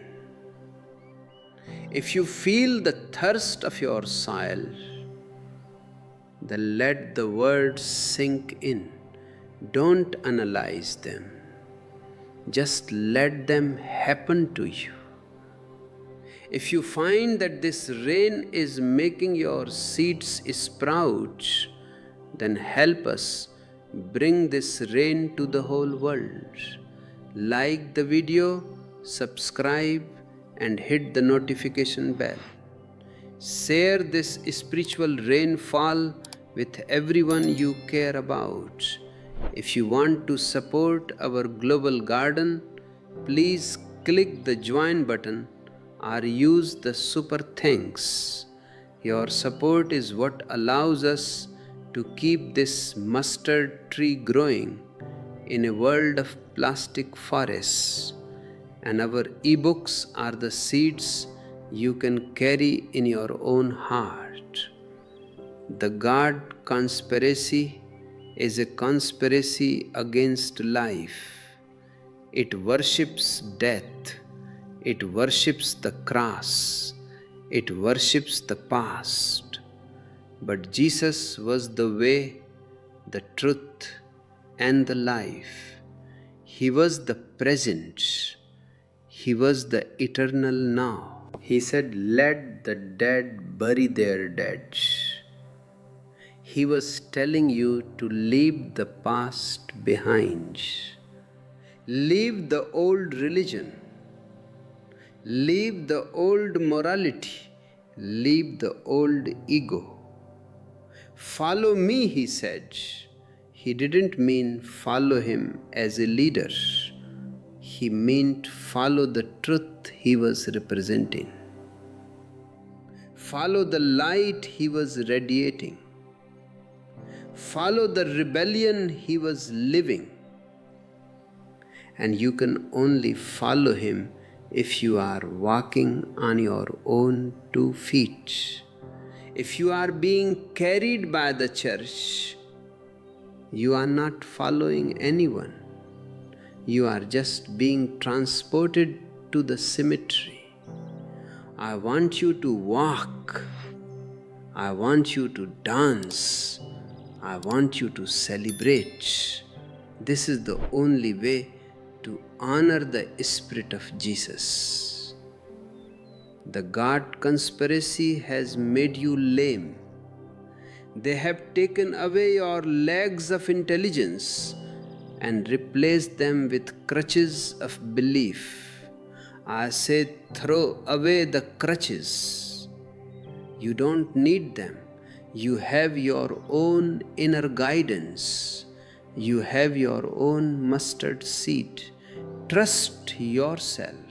This is the most sacrilegious thing you can say in a church. They tell you to trust the priest, trust the Pope, trust the Bible, but never trust yourself. Why? Because if you trust yourself, they'll lose their job. But I say to you, trusting yourself is the only prayer. It is the only ritual. It is the only God. In the God conspiracy, I speak about the path from superstition to superconsciousness. Superstition is trusting others. Superconsciousness is trusting existence through yourself. To move from one to the other, you must be a rebel. You must be willing to stand alone against the whole world. Jesus was alone. Socrates was alone. Buddha was alone. And in that aloneness, they found the ultimate togetherness with the divine. Don't be afraid of being alone. Aloneness is your authentic nature. Loneliness is a sickness. Aloneness is a health. In aloneness, you find the mustard seed. In the crowd, you find only noise. The God conspiracy is a crowd phenomenon. It thrives on mass psychology. But the kingdom of heaven is an individual discovery. I am here to support your individual discovery. I am here to be your friend, your co-traveler. I am not your master in the sense of a teacher who gives you answers. I am your master in the sense of a mirror who shows you your original face. And your original face is the face of God. The kingdom of God is within you. This is the most dangerous sentence in the history of religion. If it is within you, then the conspiracy is over. If it is within you, then you are self-sufficient. If it is within you, then you are divine. This is the great truth that the priests have been trying to hide for 2000 years. They have built a massive structure over this sentence to hide it from you. I am here to tear down the structure.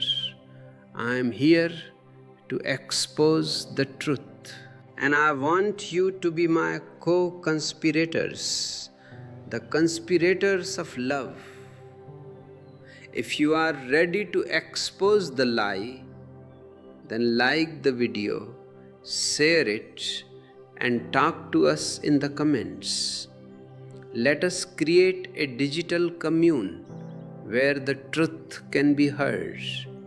If you want to support this global awakening, please click the join button or use the super thanks.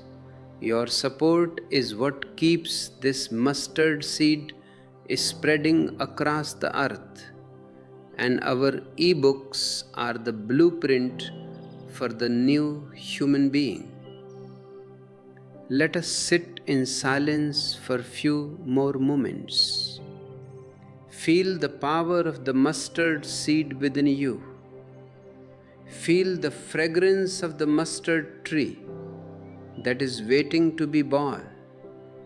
You are not a sinner. You are not wretched. You are a seed of the divine. In this silence, the God conspiracy has no power. In this silence, you are free. In this silence, you are Jesus. Not the Jesus of the history, but the Jesus of the consciousness. Go out into the world today and be a rebel of the heart. Don't be angry, don't be violent, just be conscious. Let your awareness be your sword. Let your love be your shield. And let the mustard seed within you grow into a large tree that provides shelter for everyone you meet. I am with you. Existence is with you. The God conspiracy is just a cloud. It will pass. But the sun of the soul will remain forever. Thank you for your time. Thank you for your love.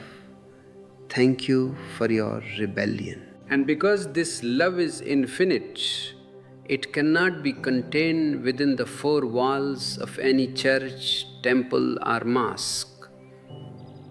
The God conspiracy tries to trap the infinite in the finite, but it is like trying to catch the wind in a net. You may have the net, but the wind has escaped. Jesus was the wind.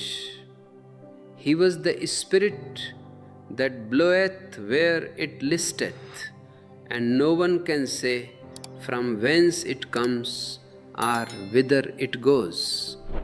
To follow Jesus is to become the wind yourself. It is to let go of the anchor of your security and your identity, and to move into the uncharted waters of the divine. This movement into the unknown is the essence of the mustard seed. The seed doesn't know what it will become. It doesn't have a blueprint of the tree. It only has a trust in the process. This trust is the most sacred energy in the world. It is the energy of the rebel. While the God conspiracy wants you to live in fear of the unknown, I want you to live in love with the unknown. Love the mystery. Don't try to solve it. Enjoy it. Celebrate it. As we reach the final stage of this sharing, I want to thank you for having the courage to listen. To listen to these dangerous truths is already a rebellion. Most people would have turned away long ago, back to their comfortable dogmas and certainties. But you are still here. You are the tilled earth I have been looking for.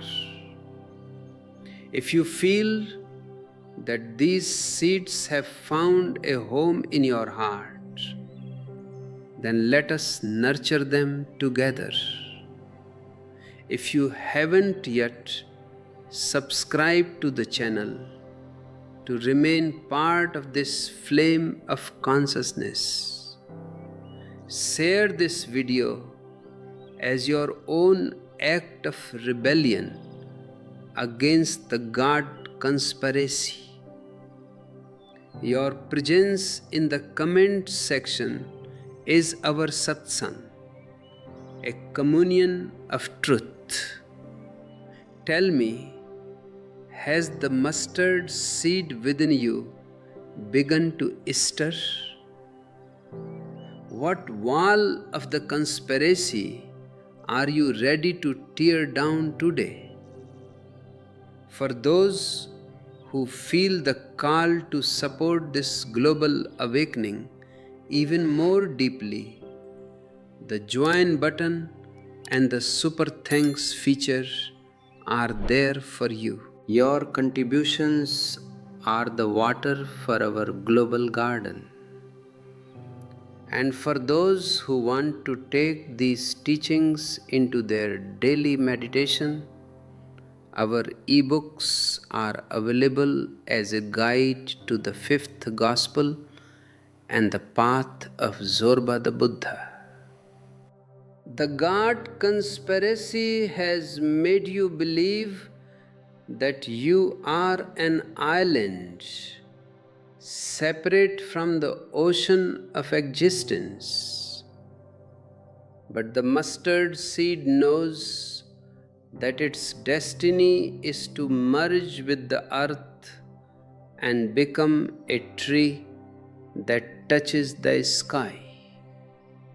This merging is what the ego fears most. The ego wants to stay separate. It wants to be a someone.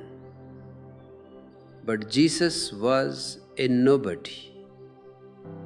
He had surrendered his will to the will of the whole. He said, "Not my will, but thine be done." This is not a statement of submission.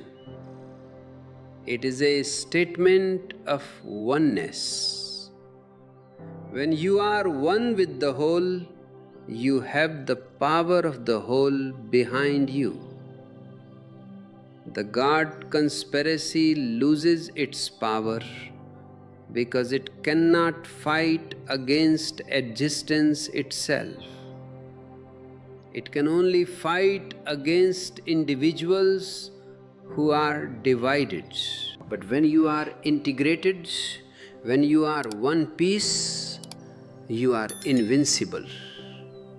You are the large tree that provides shelter for everyone.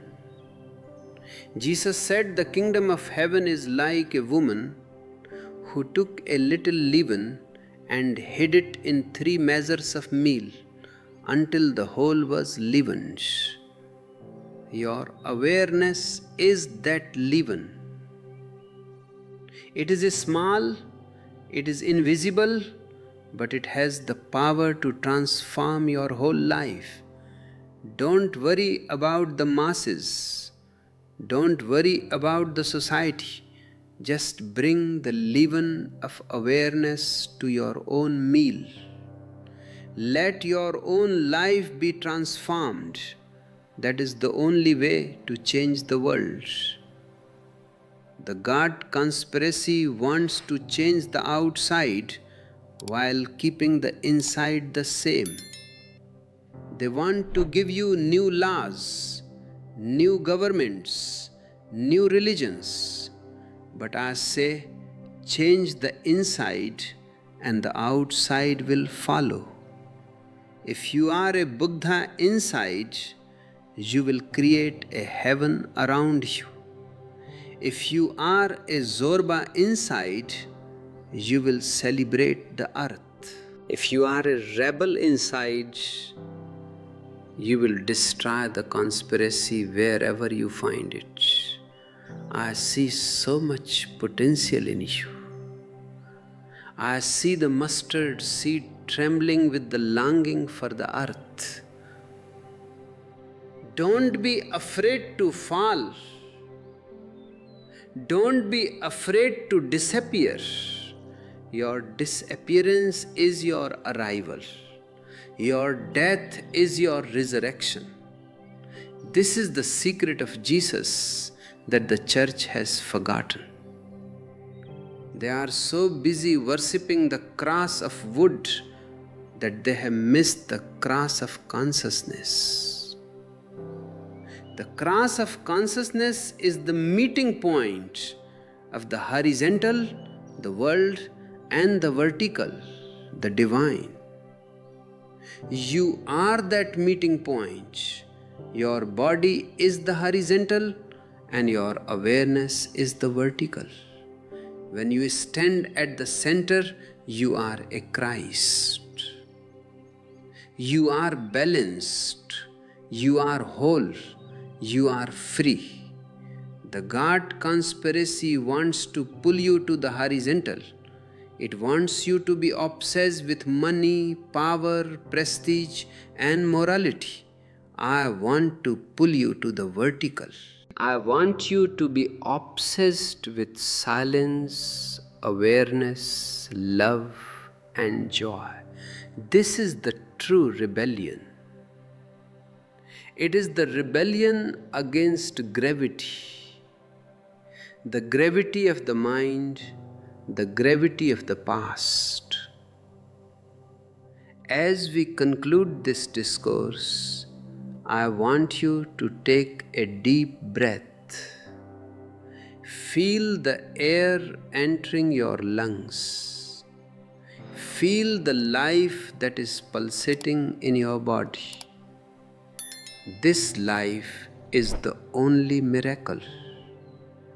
This life is the only God. Don't look for God in the cloudy sky. Look for God in your own heartbeat.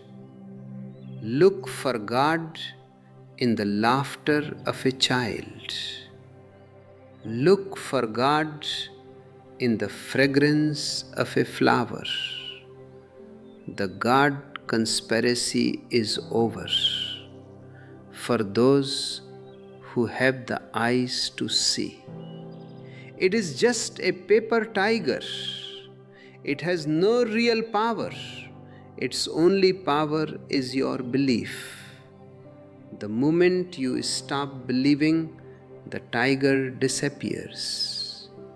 The moment you start seeing, the conspiracy is gone.